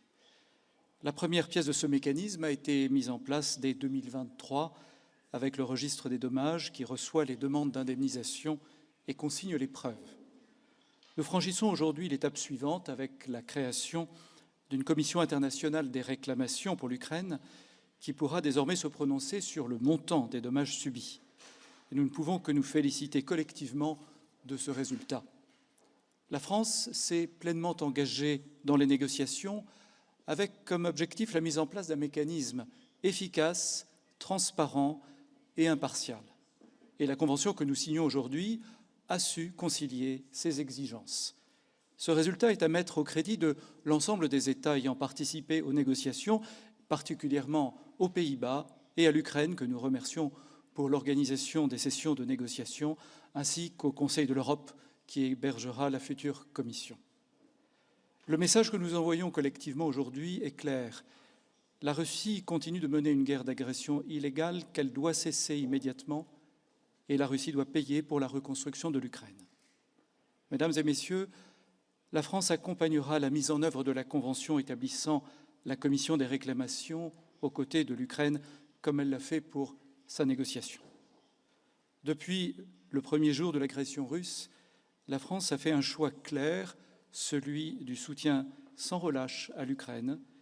La signature de ce jour de la Convention par la France s'inscrit dans cet engagement.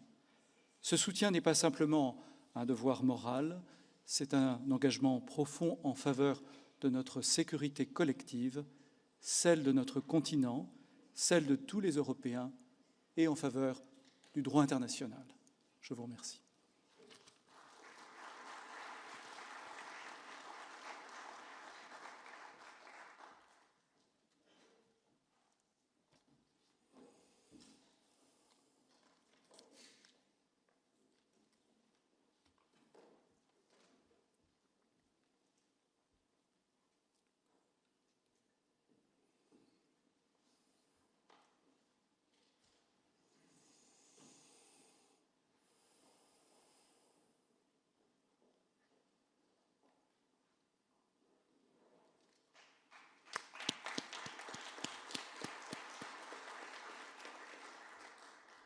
I now have the honor to invite Ms. Greta Gunnarsdottir, Ambassador Extraordinary and Plenipotentiary, Permanent Representative of Iceland to the Council of Europe, to deliver a statement and to proceed to the signing, followed by Ireland.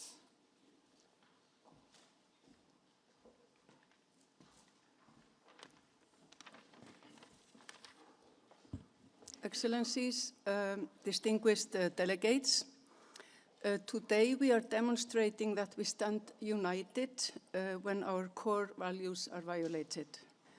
A state which is responsible for internationally wrongful acts is obliged to fully compensate for the damage they cause. Accordingly, victims who suffer losses as a result are entitled to compensation. This is a fundamental principle of international law. Thus, the Russian Federation must be held accountable in the unprovoked and unlawful war of aggression against Ukraine.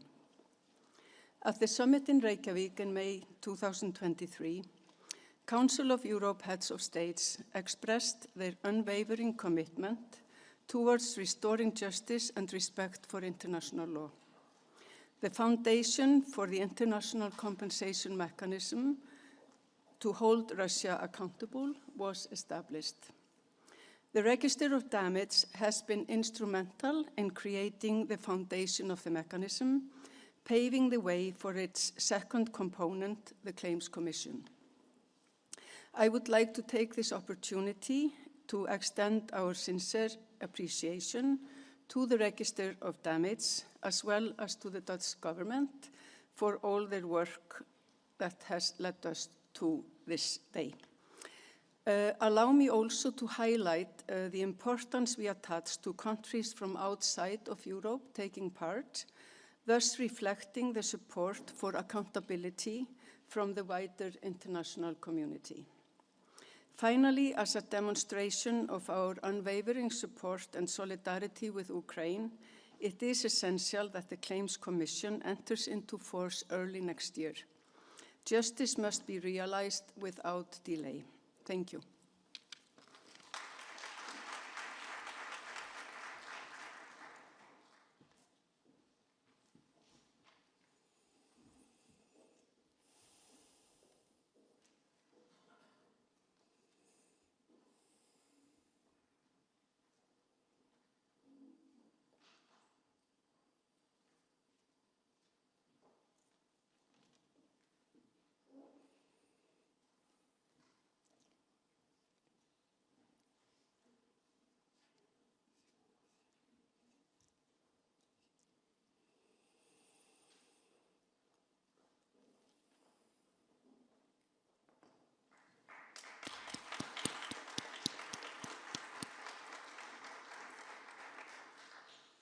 I now have the honor to invite Ms. Anne Derwin, Ambassador Extraordinary and Plenipotentiary, Ambassador of Ireland to the Netherlands, to deliver a statement and to proceed to the signing, followed by Italy.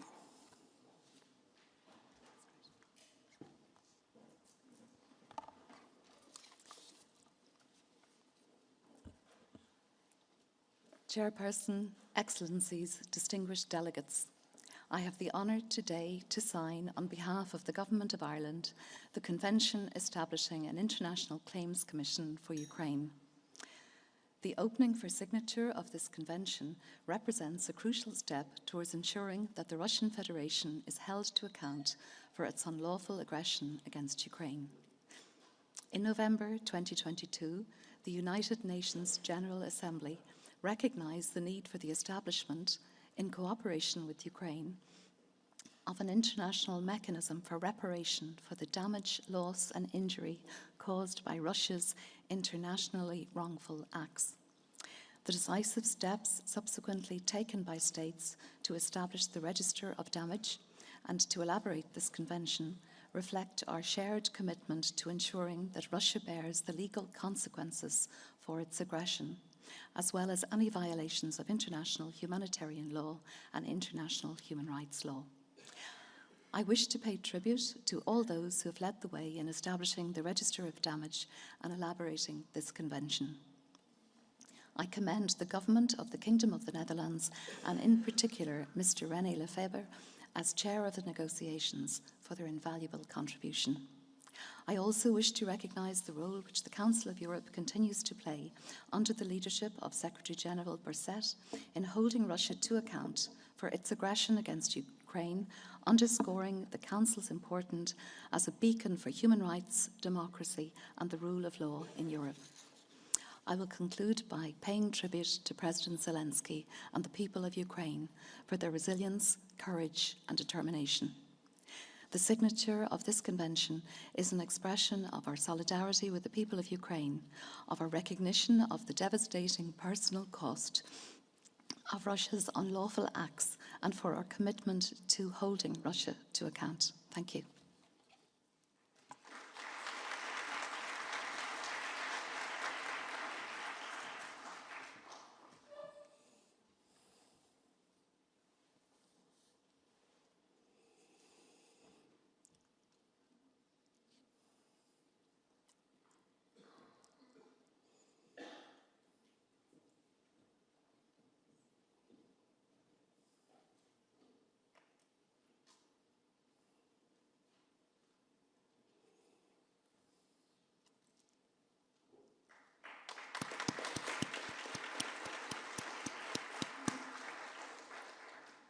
I now have the honor to invite Mr. Giorgio Sili, Undersecretary of State for Foreign Affairs and International Cooperation of Italy, to deliver a statement and to proceed to the signing, followed by Latvia.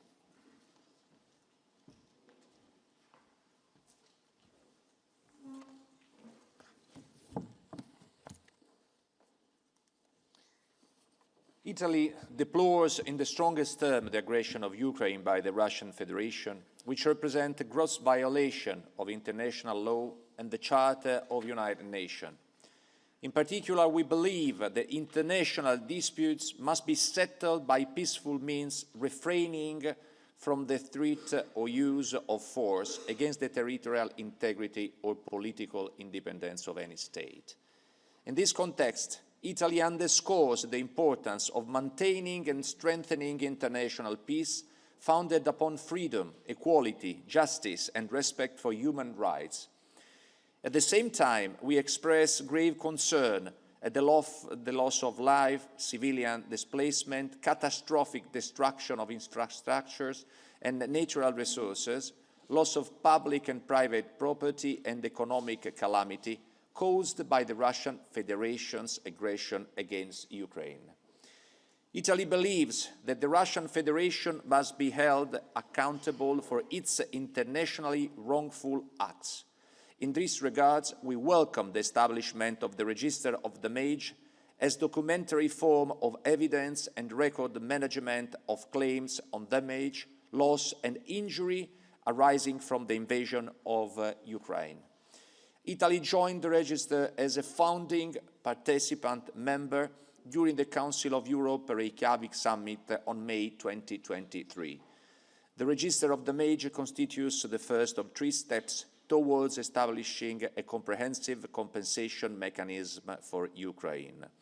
The second step we are accomplishing today is the establishment of a Claims Commission, the Intergovernmental Negotiating Committee on the International Instrument for the Establishment of the International Claims Commission for Ukraine met 4 times this year in The Hague, where it decided that such a mechanism shall be established within the institutional framework of the Council of Europe through the adoption of a convention. Italy hopes this instrument could accompany the peace process, bearing in mind we want not a whatever peace, but a just peace, where the pursuit of justice, including accountability for any internationally wrongful act, could go hand by hand with the pursuit of security. Thank you.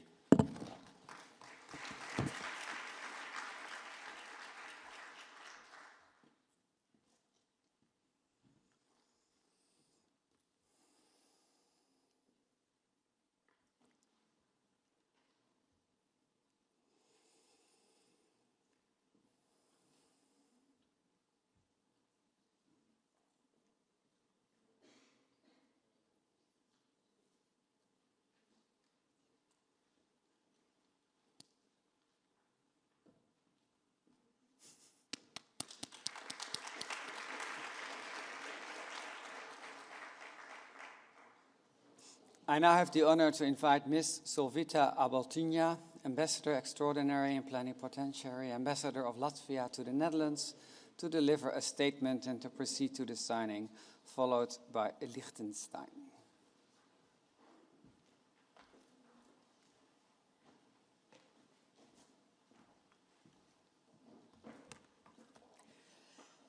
Excellencies, ladies and gentlemen, Latvia has always strongly stood for the sovereignty and independence and territorial integrity of Ukraine within its internationally recognized borders.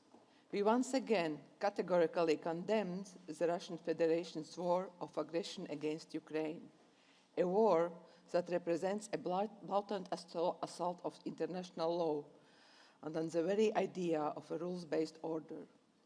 Latvia strongly supports Ukraine and its people. Also, there are no words that could provide comfort to what Ukrainians have endured since the beginning of Russia's aggression.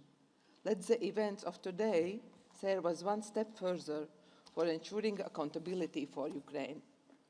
In this way, accountability is one of the prerequisites to maintain long-lasting and just peace. The crime of aggression is a leadership crime. Thus, in order for accountability to be effective and serve justice, we must hold accountable Russian political and military leadership, including through international mechanisms such as Special Tribunal for the crime of aggression.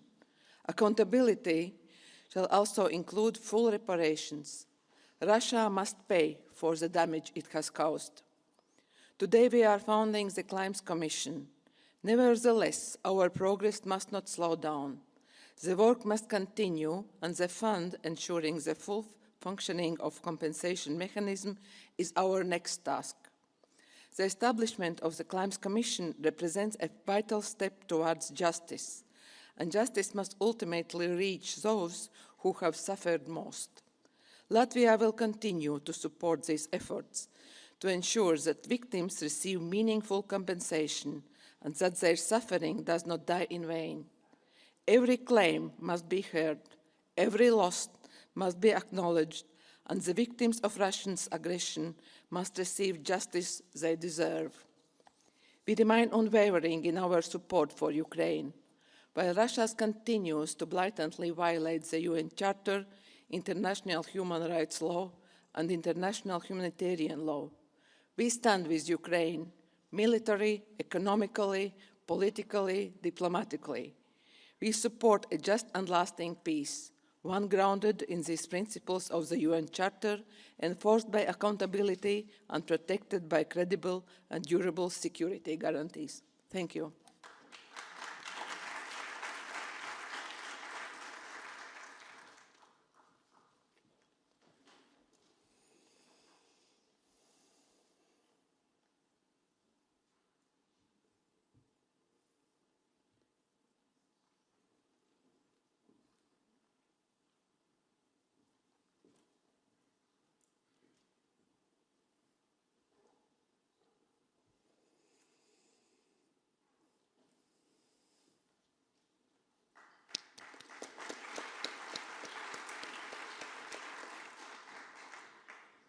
I now have the honor to invite Mr. Martin Frick, Director of the Office for Foreign Affairs of Liechtenstein, to deliver a statement and to proceed to the signing, followed by Luxembourg.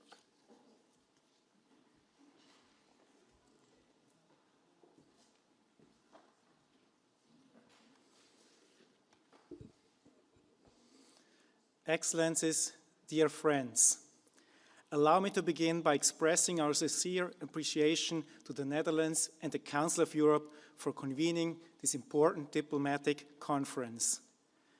The establishment of the International Claims Commission for Ukraine is a significant step towards ensuring accountability for the grave violations committed by the Russian Federation against Ukraine and its people.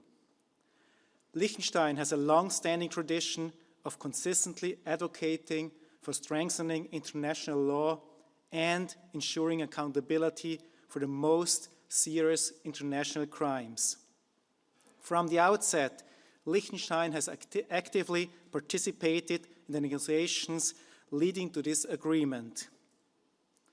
Our support for this convention demonstrates our clear and unequivocal commitment to the rule of law and accountability, including the principle of state responsibility and the obligation of the Russian Federation to provide reparations for the harm caused. By signing the convention, we are sending a strong and clear message of solidarity with Ukraine and of firm condemnation of the ongoing aggression by the Russian Federation, both to the international community and to the victims of this conflict. The establishment of the Claims Commission is particularly important in our efforts to bring justice to Ukraine and its people. The Commission will serve as a mechanism to collect evidence and assess damages. Thorough and prompt documentation, verification, and attribution are essential for future compensation claims, whether within the framework of this mechanism or in the context of peace negotiations, judicial proceedings and arbitration. Russia's aggression has shaken the existing security architecture in Europe and beyond. With this convention, we are strengthening international law, reaffirming our support for Ukraine, and contributing to a just and sustainable peace for Ukraine. Thank you.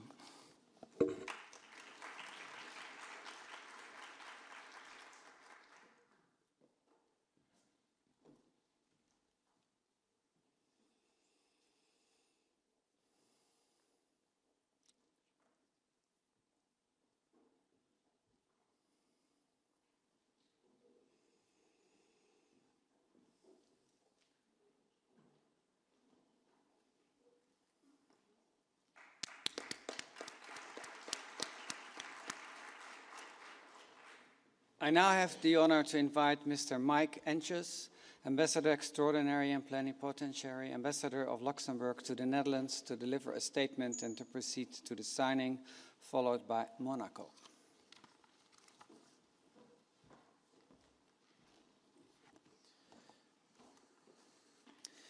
Excellences, distingués représentants, en signant aujourd'hui la Convention établissant une Commission internationale des réclamations pour l'Ukraine, mon pays réaffirme avec solennité son attachement au respect du droit international ainsi que sa solidarité indéfectible avec le peuple ukrainien.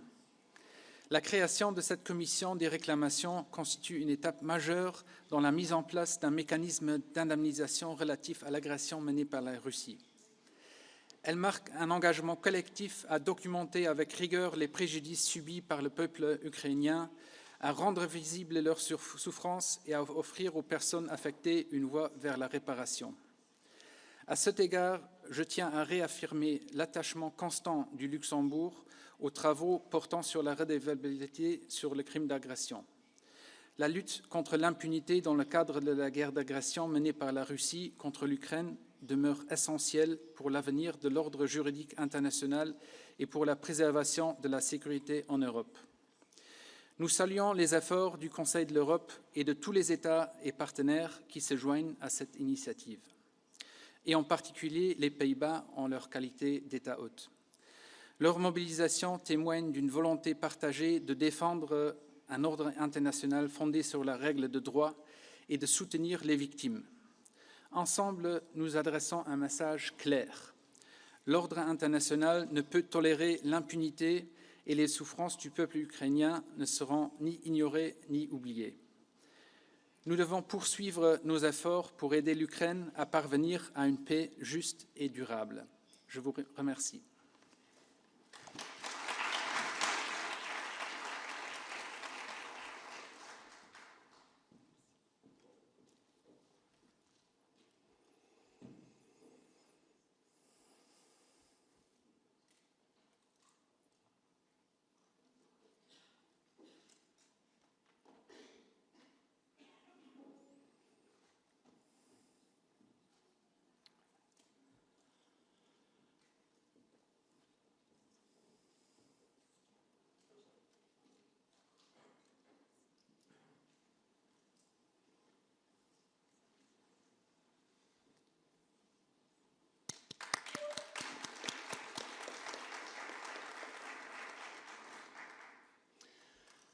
I now have the honor to invite Mr. Gabriel Revel, Ambassador Extraordinary and Plenipotentiary, Permanent Representative of Monaco to the Council of Europe, to deliver a statement and to proceed to the signing, followed by Norway.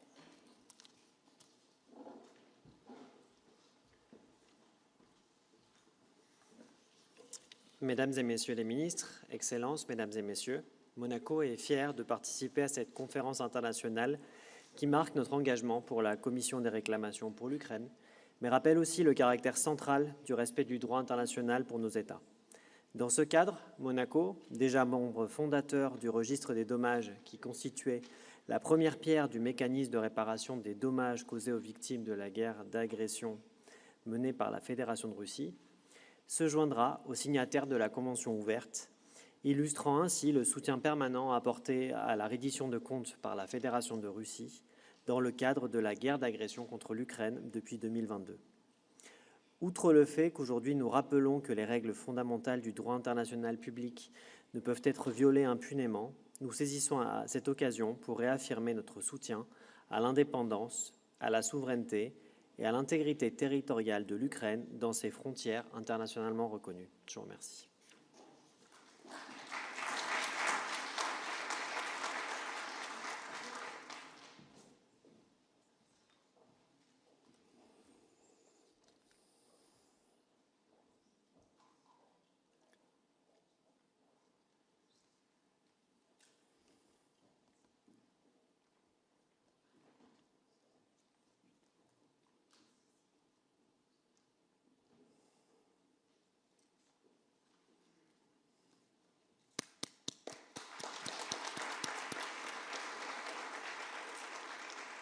I now have the honor to invite Mr. Andreas Motsveld-Gravik, State Secretary to the Minister for Foreign Affairs of Norway, to deliver a statement and to proceed to the signing, followed by Poland.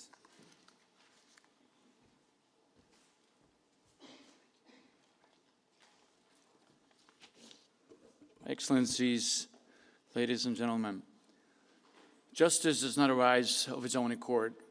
It must be fought for and won through struggle. Our support for Ukraine, our commitment to international law, and our solidarity with the victims of Russia's war of aggression have brought us together in this moment. Accountability is essential for forging a credible path towards peace. Aggression must never go unpunished. With the signing of this convention and the establishment of the Claims Commission, another important step towards an architecture of accountability has been finalized.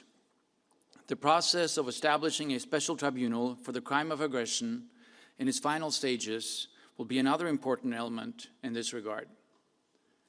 Our resolve sends a clear message. Serious violations of international law will be met with accountability, including with mechanisms that hold the aggressor state economically and legally responsible. Norway is committed to a world order grounded in international law, our shared normative vocabulary. We believe in a system where rules prevail and where violations of these rules carry consequences, regardless of the perpetrator.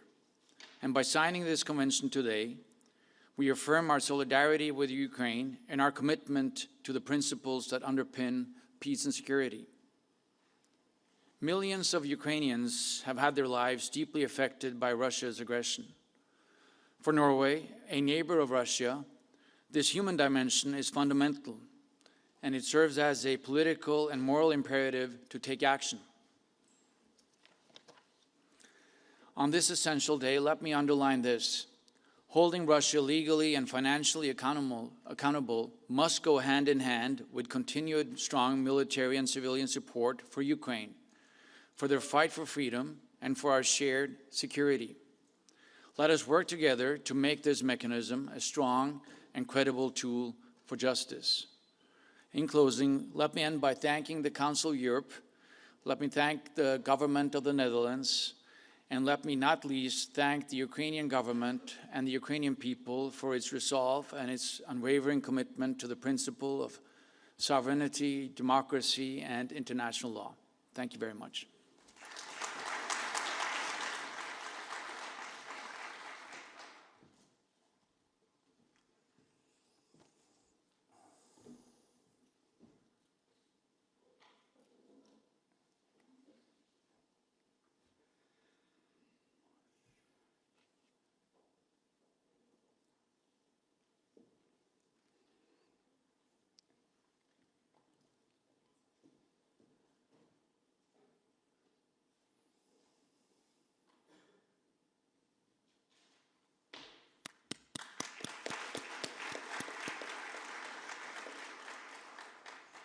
I now have the honor to invite Ms. Enrika Mościcka-Dendis, Undersecretary of State, Deputy Minister of Foreign Affairs of Poland, to deliver a statement and to proceed to the signing, followed by Portugal.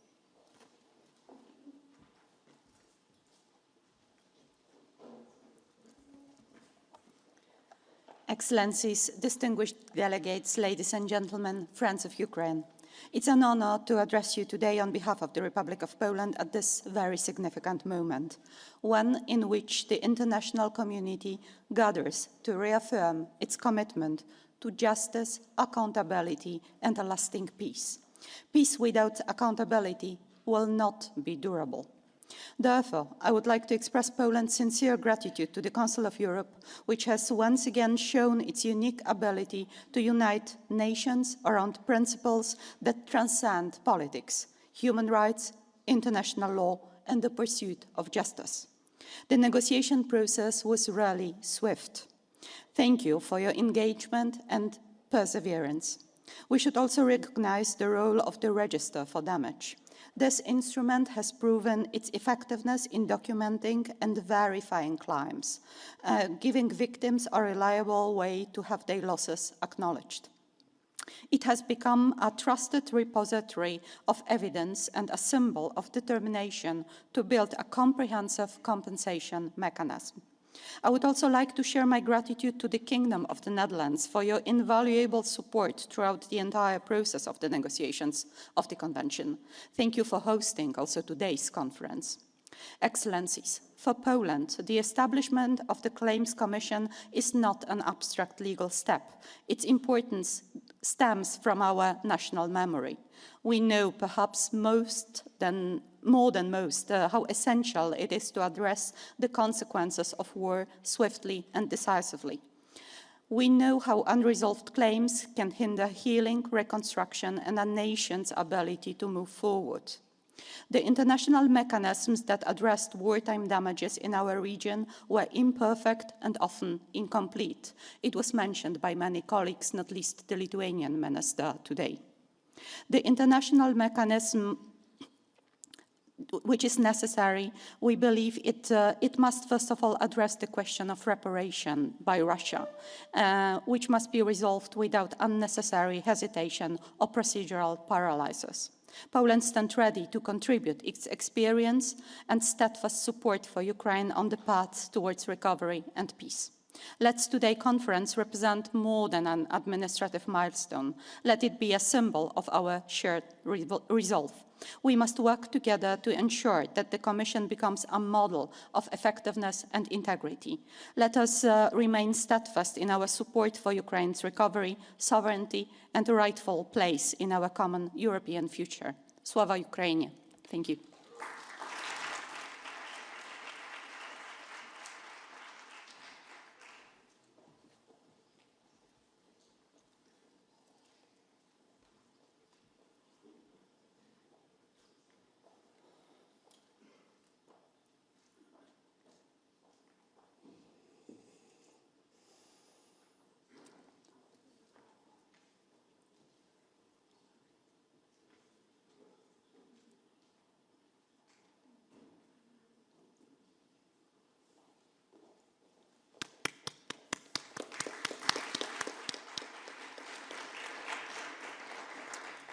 I now have the honor to invite Mr. Antonio Alves Machado, Ambassador Extraordinary and Plenipotentiary, Permanent Representative of Portugal to the Council of Europe, to deliver a statement and to proceed to the signing, followed by Romania.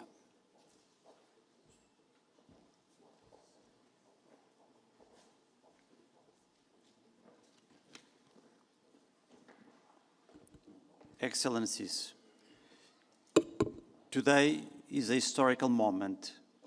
It is a day where we take an important step in our collective response to one of the most serious violations of international law in recent memory. Portugal firmly condemns the unlawful and ongoing full-scale invasion of Ukraine by the Russian Federation. This act of aggression, in clear violation of the UN Charter, has brought immense suffering to the Ukrainian people and devastating destruction to their country. For almost 4 years, Ukraine has endured loss of life, mass displacement, and the deliberate targeting of civilian infrastructure.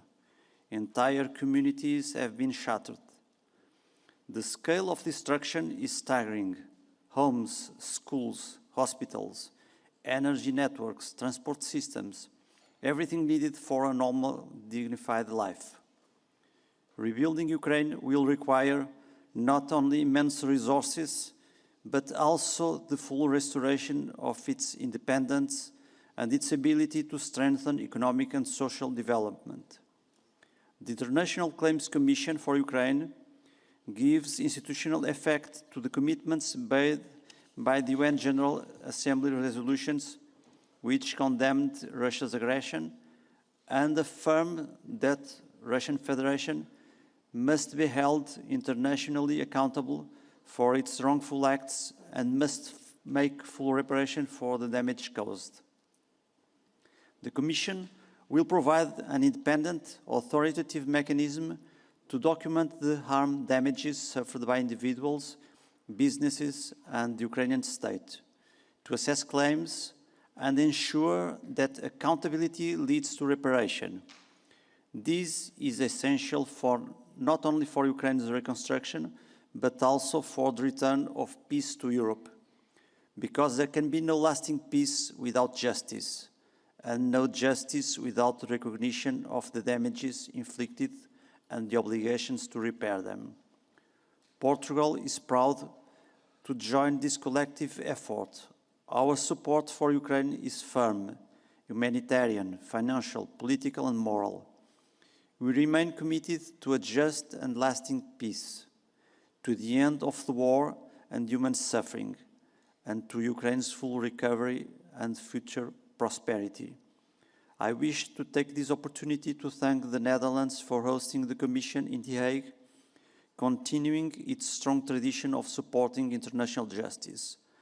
And I also wish to commend the Council of Europe for anchoring this mechanism within its institutional framework, building on the essential work already initiated through the Register of Damage.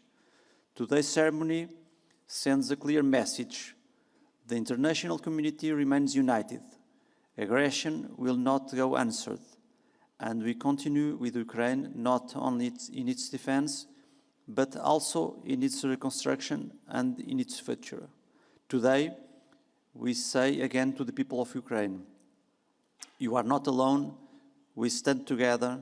Slava Ukraini, thank you.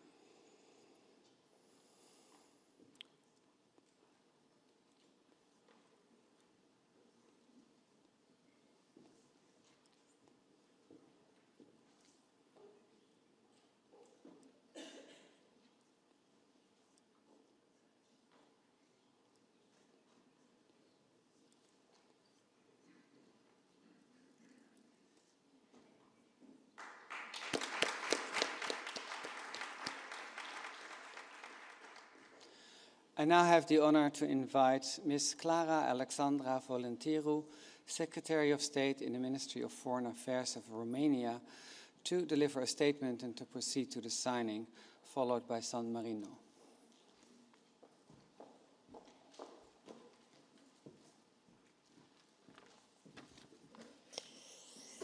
Your Excellencies, on behalf of Romania, first of all, I would like to express my sincere and deep gratitude to the Council of Europe for convening this diplomatic conference, for the adoption of the Convention establishing an International Claims Commission for Ukraine, and to the Kingdom of Netherlands for hosting us today in Hague and for hosting all the preliminary meetings and negotiations that have brought us to this outcome, which I think we can all be proud of in record time. With the crucial role and efforts of the Council of Europe and the signatory states, we are now able to adopt just and correct decisions within the purview of international law. We are able to advance a clear and concrete accountability mechanism, and hopefully more to come. And we can confidently uphold the legitimacy of these engagements and further the implementation of the claims for reparation for Ukraine. Ukraine is standing tall amongst nation states as it has continued a brave fight for freedom and sovereignty since the beginning of the war of aggression at great cost and sacrifice. This diplomatic conference carries a particular symbolism for the international legal order and solidarity for Ukraine and the Ukrainian people. After yesterday's Berlin talks, it is fitting and encouraging to find ourselves here today, adopting a convention establishing an International Claims Commission for Ukraine, which provides a concrete path of action for the future of Ukraine in rebuilding and reconstructing its territories and the lives of its people. Recognizing the damages suffered by Ukraine as a consequence of this war is both a moral and a material issue. The bloodshed and tears can never be truly repaid. The damage can never be undone. But we can and should provide Ukraine with reparations and the material tools to provide a future that will honor the many sacrifices that were made. Romania is proud to count itself as a trusted ally to Ukraine. We acknowledge that a secure Ukraine is a key part of the security architecture of the Black Sea region and the eastern flank, protecting all of our citizens in Romania, in Moldova, and the wider Europe.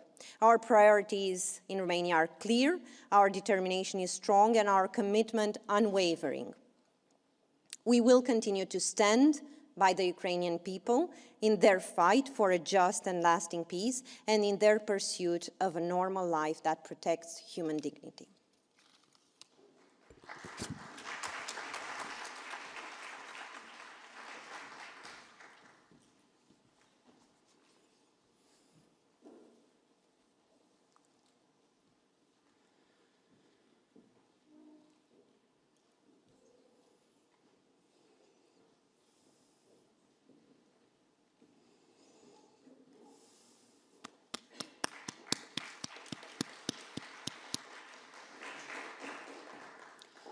I now have the honor to invite Mr. Eros Gasperoni, Ambassador Extraordinary and Plenipotentiary, Ambassador of San Marino to the Netherlands, to deliver a statement and to proceed to the signing, followed by Spain.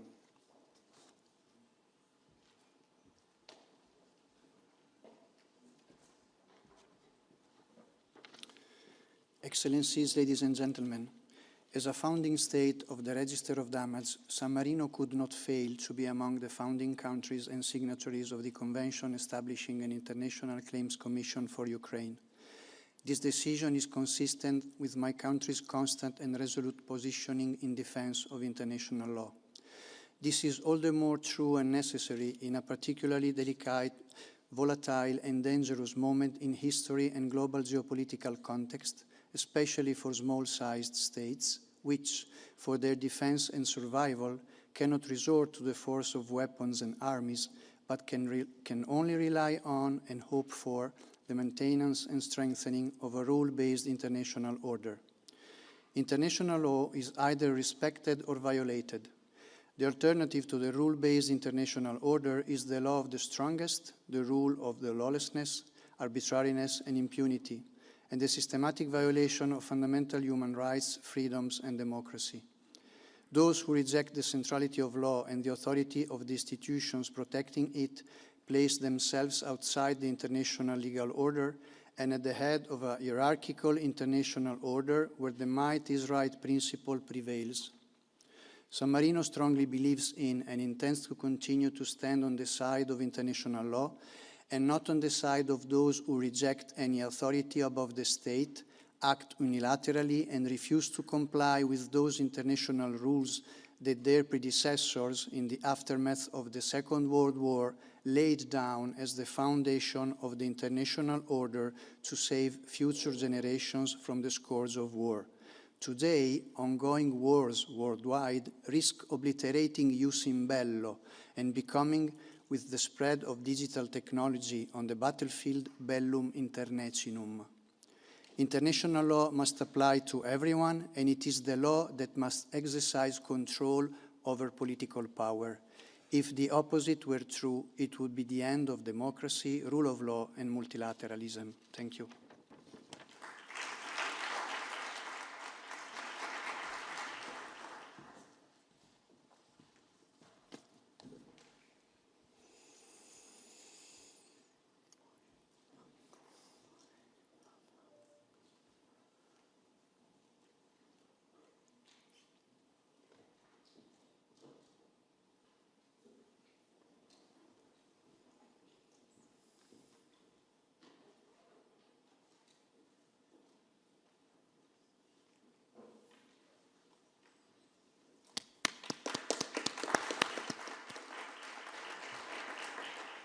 I now have the honor to invite Mr. Carlos Moreno Blanco, Secretary General for the European Union of the Ministry of Foreign Affairs of Spain, to deliver a statement and to proceed to the signing, followed by Switzerland.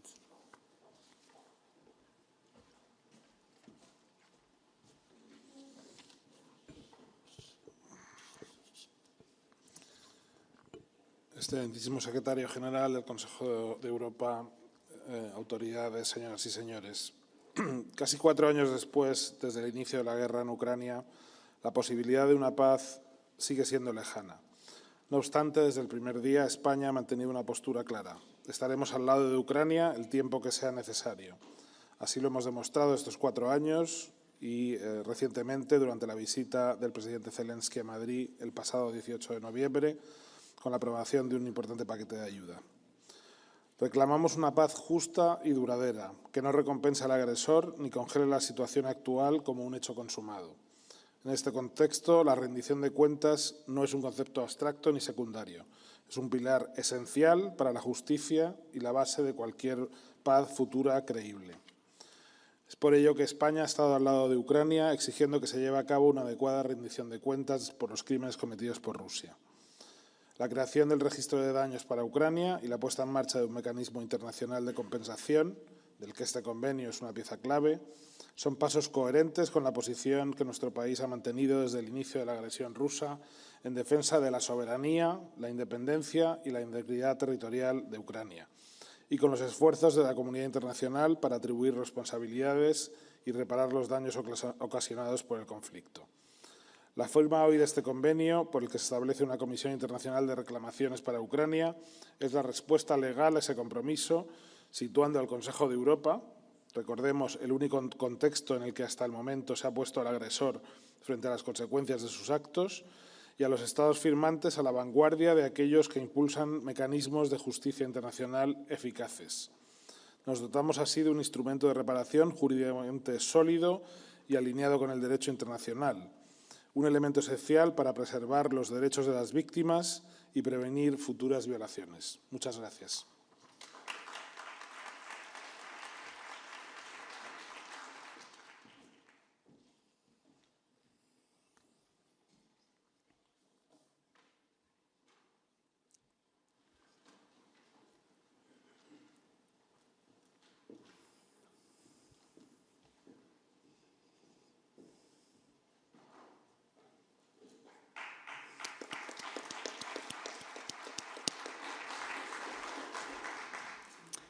I now have the honor to invite Ms. Corinne Ciceron-Bühler, Ambassador Extraordinary and Plenipotentiary, Ambassador of Switzerland to the Netherlands, to deliver a statement and to proceed to the signing, followed by Albania.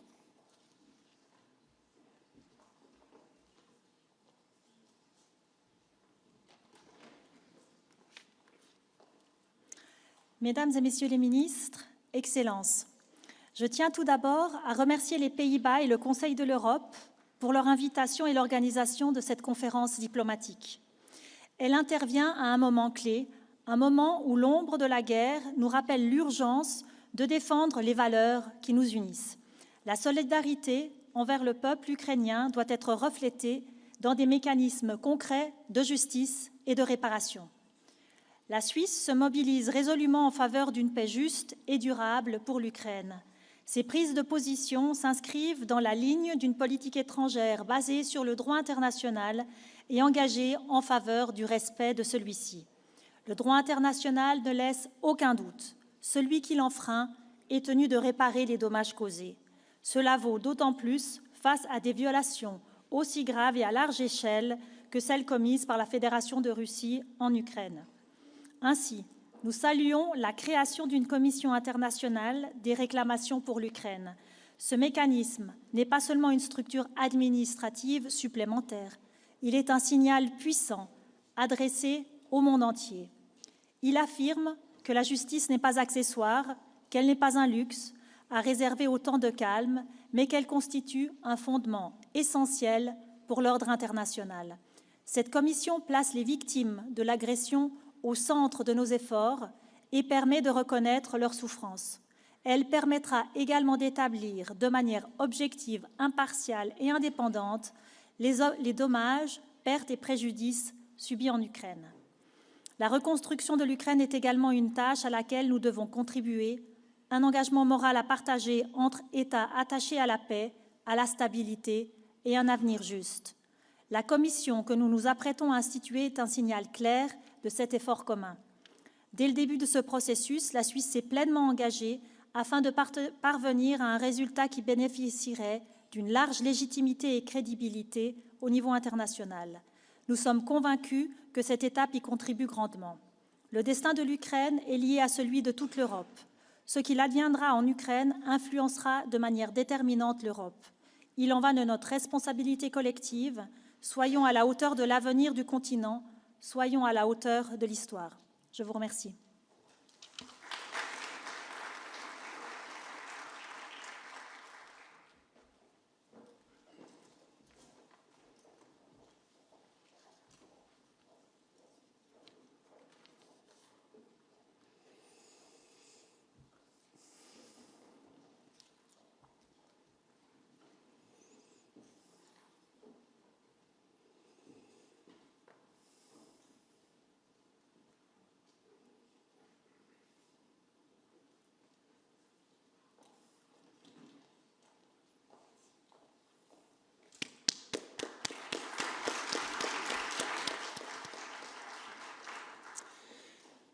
We will now proceed with signing the final act by members and observers in the English alphabetical order and hear their respective statements if they wish to make such statements. I now have the honor to invite Mr. Artur Kuko, Ambassador Extraordinary and Plenipotentiary, Ambassador of Albania to the Netherlands, to deliver a statement and to proceed to the signing, followed by Australia.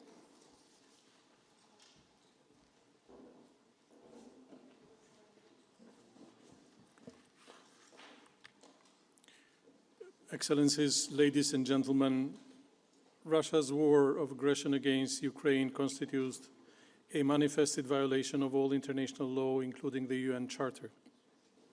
Albania reaffirms the unwavering support for Ukraine's independence, sovereignty, and territorial integrity within its internationally recognized borders and its inherent right of self-defense against the Russian aggression.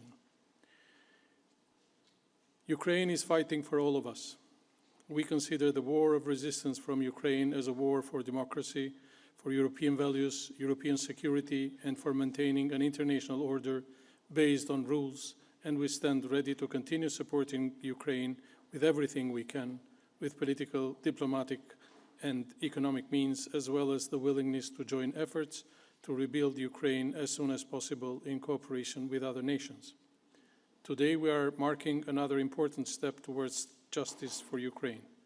Russia will be held accountable for its war of aggression and all the destruction and loss of life it causes. We stand with Ukraine. Thank you.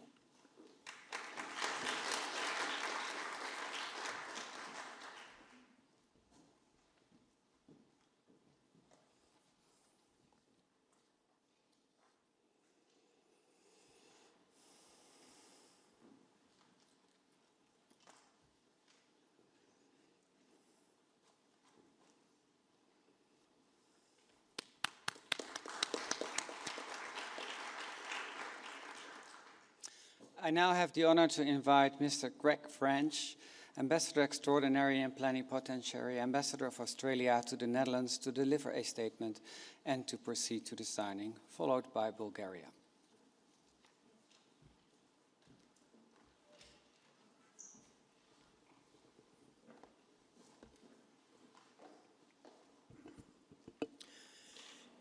Excellencies, representatives, our shared quest for peace, justice and accountability for Ukraine is deeply felt by Australians, and particularly now, after Sunday's devastating attack at Bondi Beach, Sydney, a targeted assault on Jewish Australians on the first day of Hanukkah, where people from all over the world were congregating in peace. We Australians are grieving as we extend our deepest condolences to everyone who lost someone they love, and we thank the many around the world who have provided messages of condolence and solidarity. An attack on Jewish Australians was an attack on every Australian. There's no place in the world for this vile anti-Semitism. Australia will not be divided by hate or violence.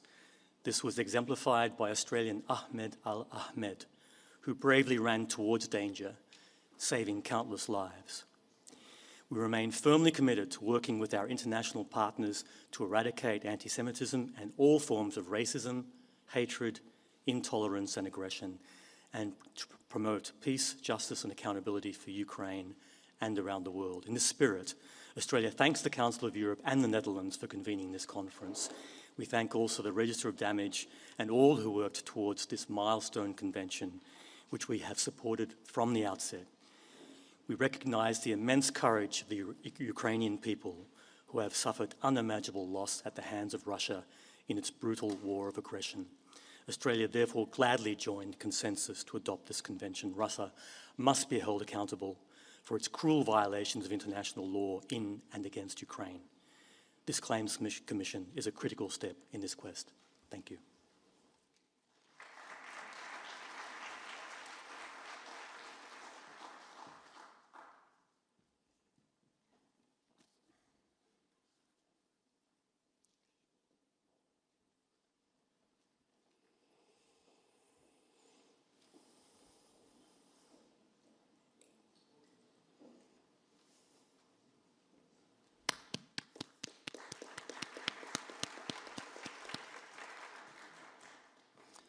I now have the honor to invite Mr. Emil Kishmerov, Chargé d'Affaires at interim of the Embassy of Bulgaria in the Netherlands, to deliver a statement and to proceed to the signing, followed by Canada.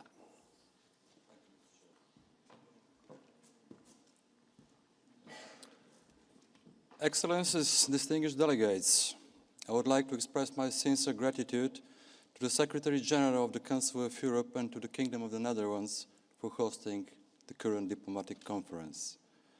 The Russian Federation's full-scale war of aggression against Ukraine has profoundly altered Europe's security environment.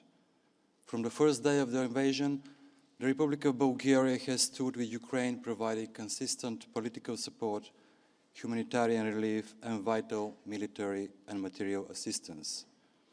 By signing the final act of the diplomatic conference, the Republic of Bulgaria reaffirms its commitment to ensuring that victims of the Russian Federation's crimes against Ukraine receive timely and just compensation.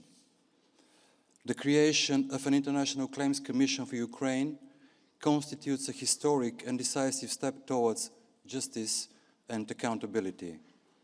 Today's diplomatic conference represents a significant moment not only for the Council of Europe member states, but also for the international community. The message conveyed is clear and resolute. The international community stands ready to respond to aggression and unlawful acts through legitimate means grounded in the international law. The Convention serves not only the pressing need to restore justice for Ukraine, but also reinforces the norm that global stability is intrinsically dependent on the timely accountability for violations of the international law. It is through our collective efforts to restore justice that we are able to reinforce our shared values and strengthen the foundations of democratic security. Thank you.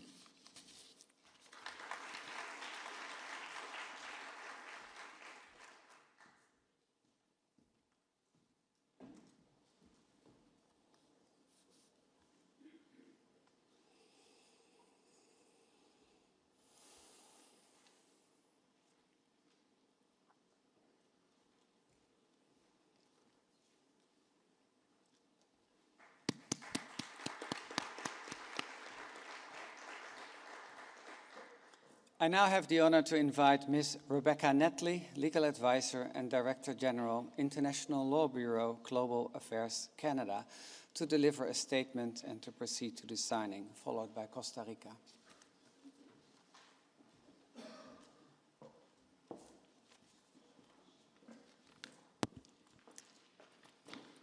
Excellences, distingués délégués, chers collègues et amis, le Canada est honoré de participer à cette conférence diplomatique historique. Nous exprimons notre sincère gratitude au Conseil de l'Europe et au Royaume des Pays-Bas pour l'organisation de cette importante rencontre. C'est un privilège de se tenir aux côtés de partenaires unis par un engagement commun en faveur de la justice et de la paix. We are deeply humbled by the presence of President Zelensky, whose courage and leadership continue to inspire the global community.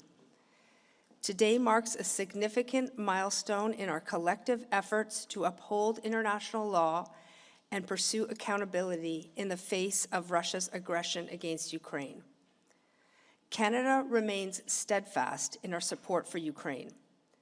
In 2022, we were proud to co-facilitate the UN General Assembly resolution on remedy and reparation for aggression against Ukraine, and to join in 2023 the Register of Damage as an associate member. Canada played an active role as a member of the negotiating committee for the present convention, an institution that is a beacon of accountability. The signing of the final act today represents the beginning of a new chapter in Ukraine's pursuit of justice. The establishment of an independent and impartial International Claims Commission reflects our shared determination to uphold the rule of law and protect sovereignty. Canada's commitment is clear. We will continue to stand with Ukraine and with all partners committed to a just and lasting peace, one that guarantees Ukraine's territorial integrity and security against future aggression. We reaffirm our ambition to collaborate with key partners to advance peace negotiations, and together our resolve to ensure accountability and strengthen the foundations of peace for generations to come. Je vous remercie.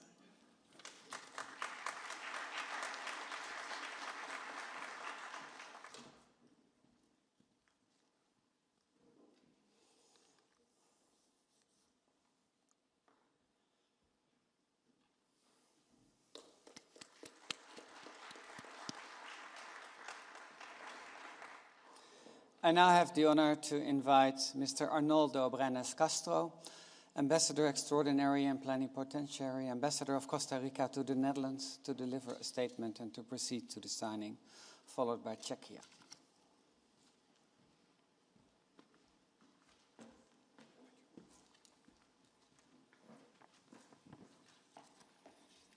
Excelencias, señoras y señores, permítame citar al poeta costarricense Jorge de Bravo.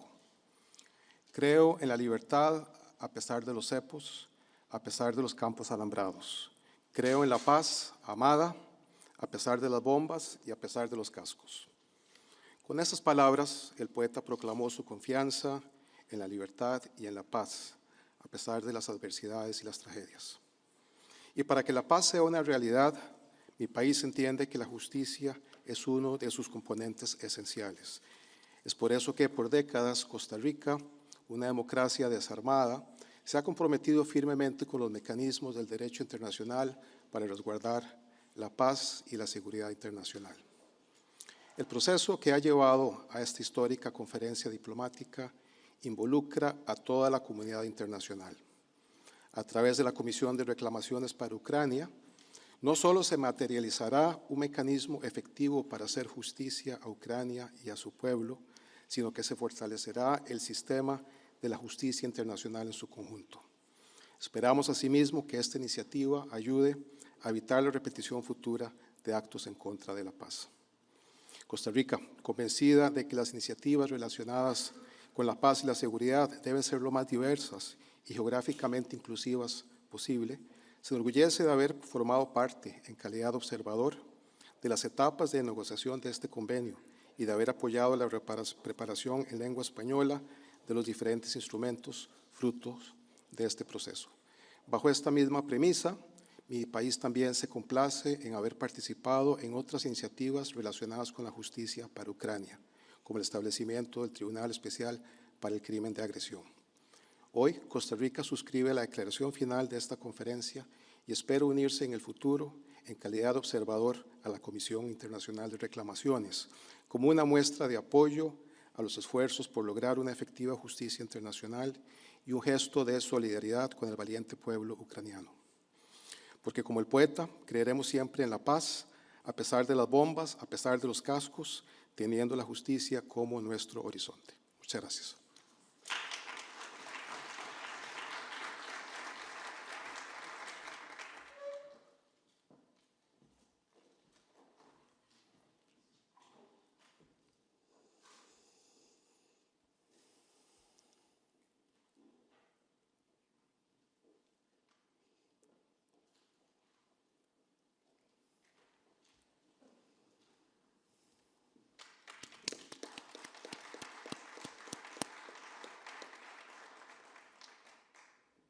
I now have the honor to invite Mr. Jiří Šle, Director General for Legal and Consular Affairs, Ministry of Foreign Affairs of Czechia, to deliver a statement and to proceed to the signing, followed by Ecuador.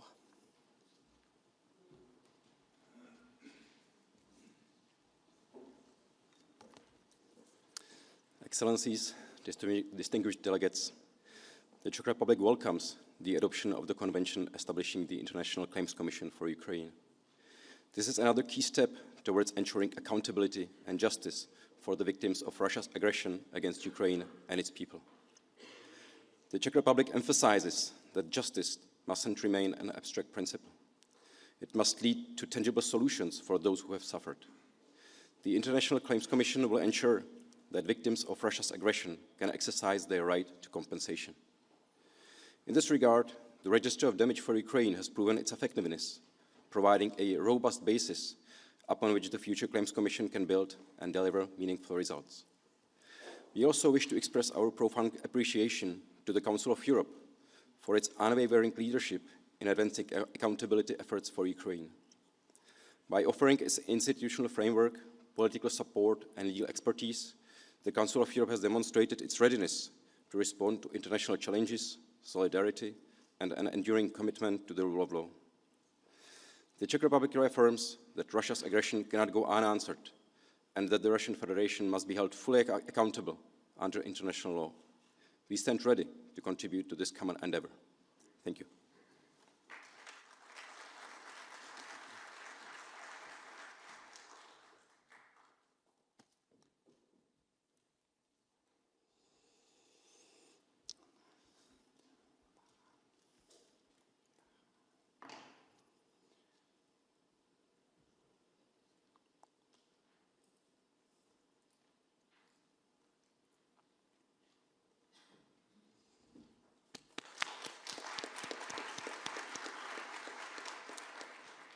I now have the honor to invite Mr. Andrés Terán Parral, Ambassador Extraordinary and Plenipotentiary, Ambassador of Ecuador to the Netherlands, to sign the final act.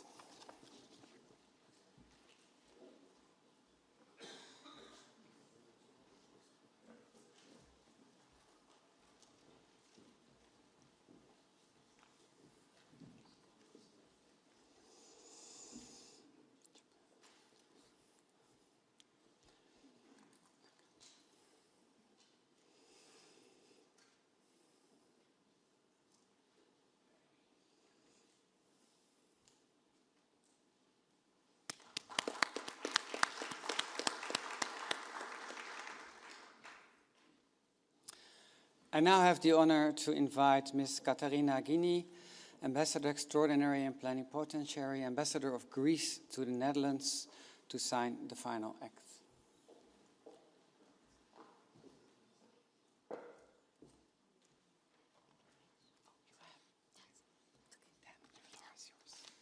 Excellencies, distinguished delegates, Greece aligns itself with the principles that bring us together today: respect for international law, accountability and justice. The establishment of International Claims Commission for Ukraine is a concrete and necessary step toward addressing the immense harm caused by violations of international law and restoring the rights of victims.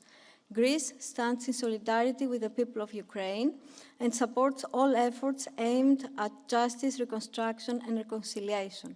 We are ready to contribute to the implementation of this convention and to broader international effort to uphold the international legal order. Thank you.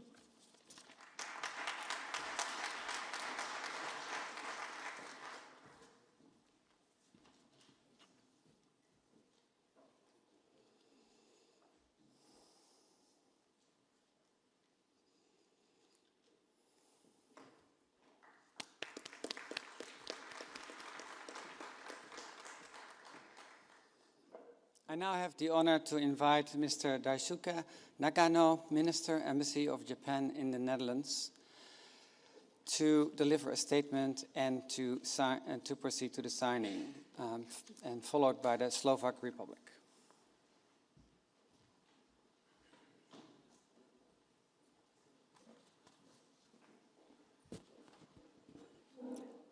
Excellencies, distinguished delegates, almost 4 years have passed since Russia launched its unprovoked war against the sovereign state of Ukraine. Countless innocent civilians of Ukraine have lost their lives, and many more have been injured as a result of Russia's indiscriminate attacks, including on critical infrastructure such as hospitals, schools, power plants, and homes. Russia's aggression against Ukraine constitutes a clear and blatant violation of international law, including the UN Charter. Japan strongly demands that Russia stops its aggression and swiftly moves towards the realization of a just and lasting peace. As an associate member of the Register of Damage for Ukraine, Japan has remained engaged for the setup of the accountability mechanism for Ukraine. Dear colleagues, today, Japan will sign the final act, and in doing so, we wished to express our commitment to working in pursuit of a just and lasting peace in Ukraine. Japan's position remains unwavering. Together with our allies, we will continue to stand with Ukraine. I thank you very much.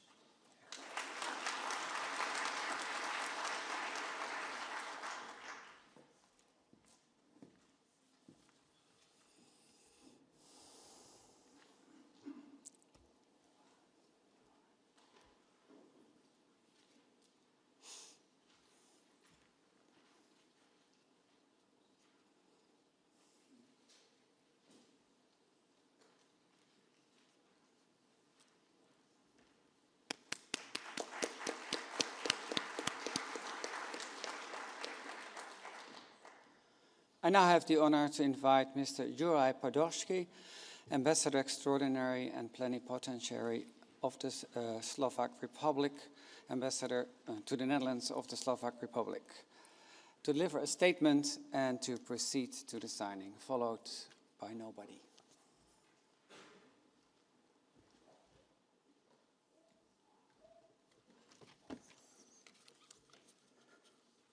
Mr. Secretary General, Excellencies, ladies and gentlemen, we are part of a truly historic moment today. When the UN General Assembly adopted a resolution titled Furtherance of Remedy and Reparation for Aggression against Ukraine on 14th of November 2022, some provisions may have seemed like a rather distant, idealistic aspiration. Yet, we stand here some 3 years later, demonstrating our commitment to upholding international law by creating already the second crucial element of an international mechanism for reparation for damage, loss, or injury and arising from the internationally wrongful acts of the Russian Federation in or against Ukraine. Slovakia welcomes the adoption of the Convention establishing an International Claims Commission for Ukraine. We are confident that the Commission will ensure accountability for the perpetrators and justice for the victims of illegal acts. At the same time, it should provide a tangible contribution to achieving a lasting and sustainable peace in Ukraine. I thank you.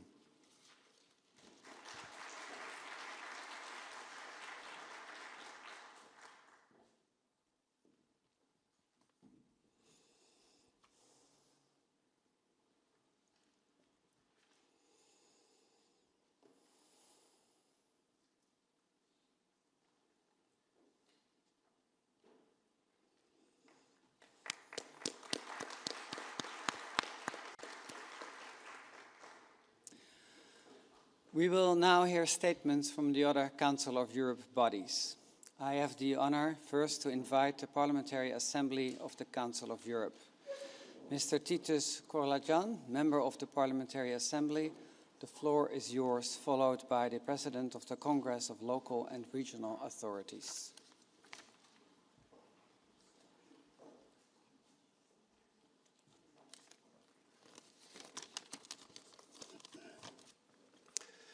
Secretary General, Ministers, distinguished participants.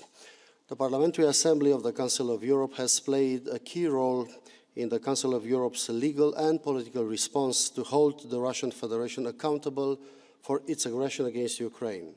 Following its recommendation to expel Russia, the Assembly called for a comprehensive accountability system, including an international compensation mechanism with a register of damage and a claims commission at a later stage. The second of these steps is now becoming a reality with the new convention, which was warmly welcomed by the Assembly in its opinion 308 from this year. The Claims Commission will ensure accountability and redress for Ukraine, upholding the principles of state responsibility and the international legal order. Any future peace settlement must include reparations for the victims of the aggression.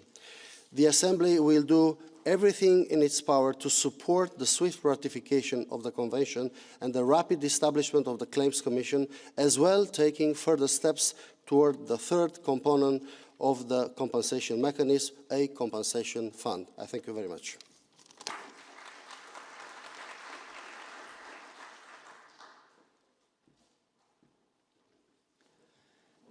Thank you for your statement. I now invite Mr. Mark Coles, President of the Congress of Local and Regional Authorities of the Council of Europe, to take the floor, followed by the President of the European Court of Human Rights.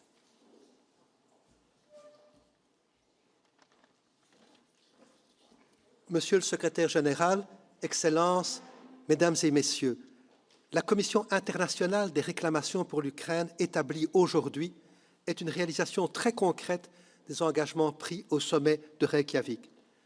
C'est l'affirmation que la Fédération de Russie devra faire face aux conséquences de sa guerre d'agression contre l'Ukraine et devra intervenir dans le financement de la réparation des dommages qu'elle a commis. Il est donc important d'enregistrer tous les dommages. Au niveau du Congrès, nous travaillons avec l'ensemble des collectivités territoriales ukrainiennes et leurs associations représentatives. Elles constituent un maillage crucial pour aider à la dissémination de l'information sur le registre des dommages, le faire connaître et sensibiliser la population ukrainienne à son importance pour que la commission de réclamation puisse statuer et que le lien avec les violations du droit international par la Russie soit établi. Et je voudrais terminer en rappelant les paroles que la présidente moldave a dites ce matin. Il faut apporter un soutien suffisant à l'Ukraine pour que la Russie ne poursuive pas sa guerre. Eh bien, il nous appartient à tous, Il nous appartient au niveau local, au niveau national, au niveau européen et international à apporter ce soutien à l'Ukraine. Je vous remercie. Slavia Ukraini.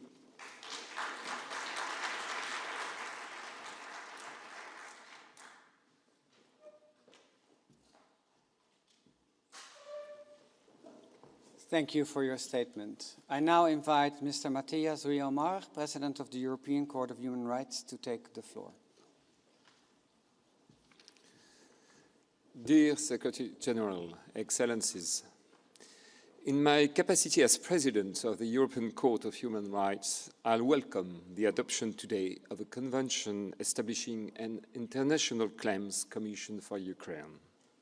Accountability for violations of human rights and reparation for the victims are two equally important sides of the same coin. The Court is the judicial body of the Council of Europe. The future Commission will also operate under the Council of Europe umbrella. Their roles are complementary. As part of its adjudication of thousands of cases lodged with it each year, the Court continues its mission of holding Russia accountable for human rights violations, even after the country's expulsion from the Council of Europe.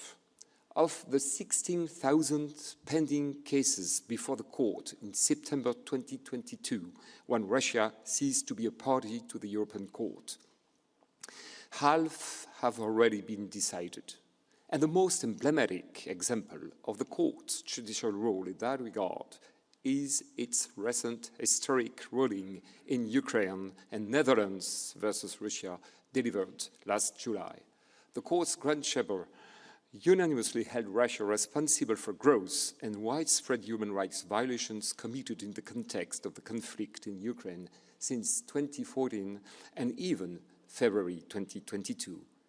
It also held Russia accountable for the dunning of flight MH17. The Court is currently the only international judicial body to hold Russia accountable for violations of human rights protected by the Convention. Through its findings of violations of individual rights, the Court supports the sovereignty of Ukraine, and for its part, the Commission will do the same. The Court's judgments are a historical record, a bill of accountability, and a message to future generations. Human dignity cannot be erased. Truth cannot be silenced. Thank you.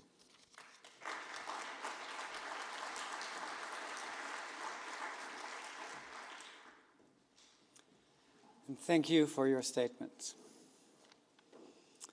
Excellencies, distinguished delegates, as we conclude this historic diplomatic conference, I wish to thank all participants for their engagement and commitment. The adoption of the Convention represents a milestone in our collective pursuit of justice and accountability. I now declare the conference closed and invite all heads of delegation to proceed to the family photo in the Mississippi room before joining the lunch hosted by the Secretary General of the Council of Europe in the Yangtze 1 room. Thank you.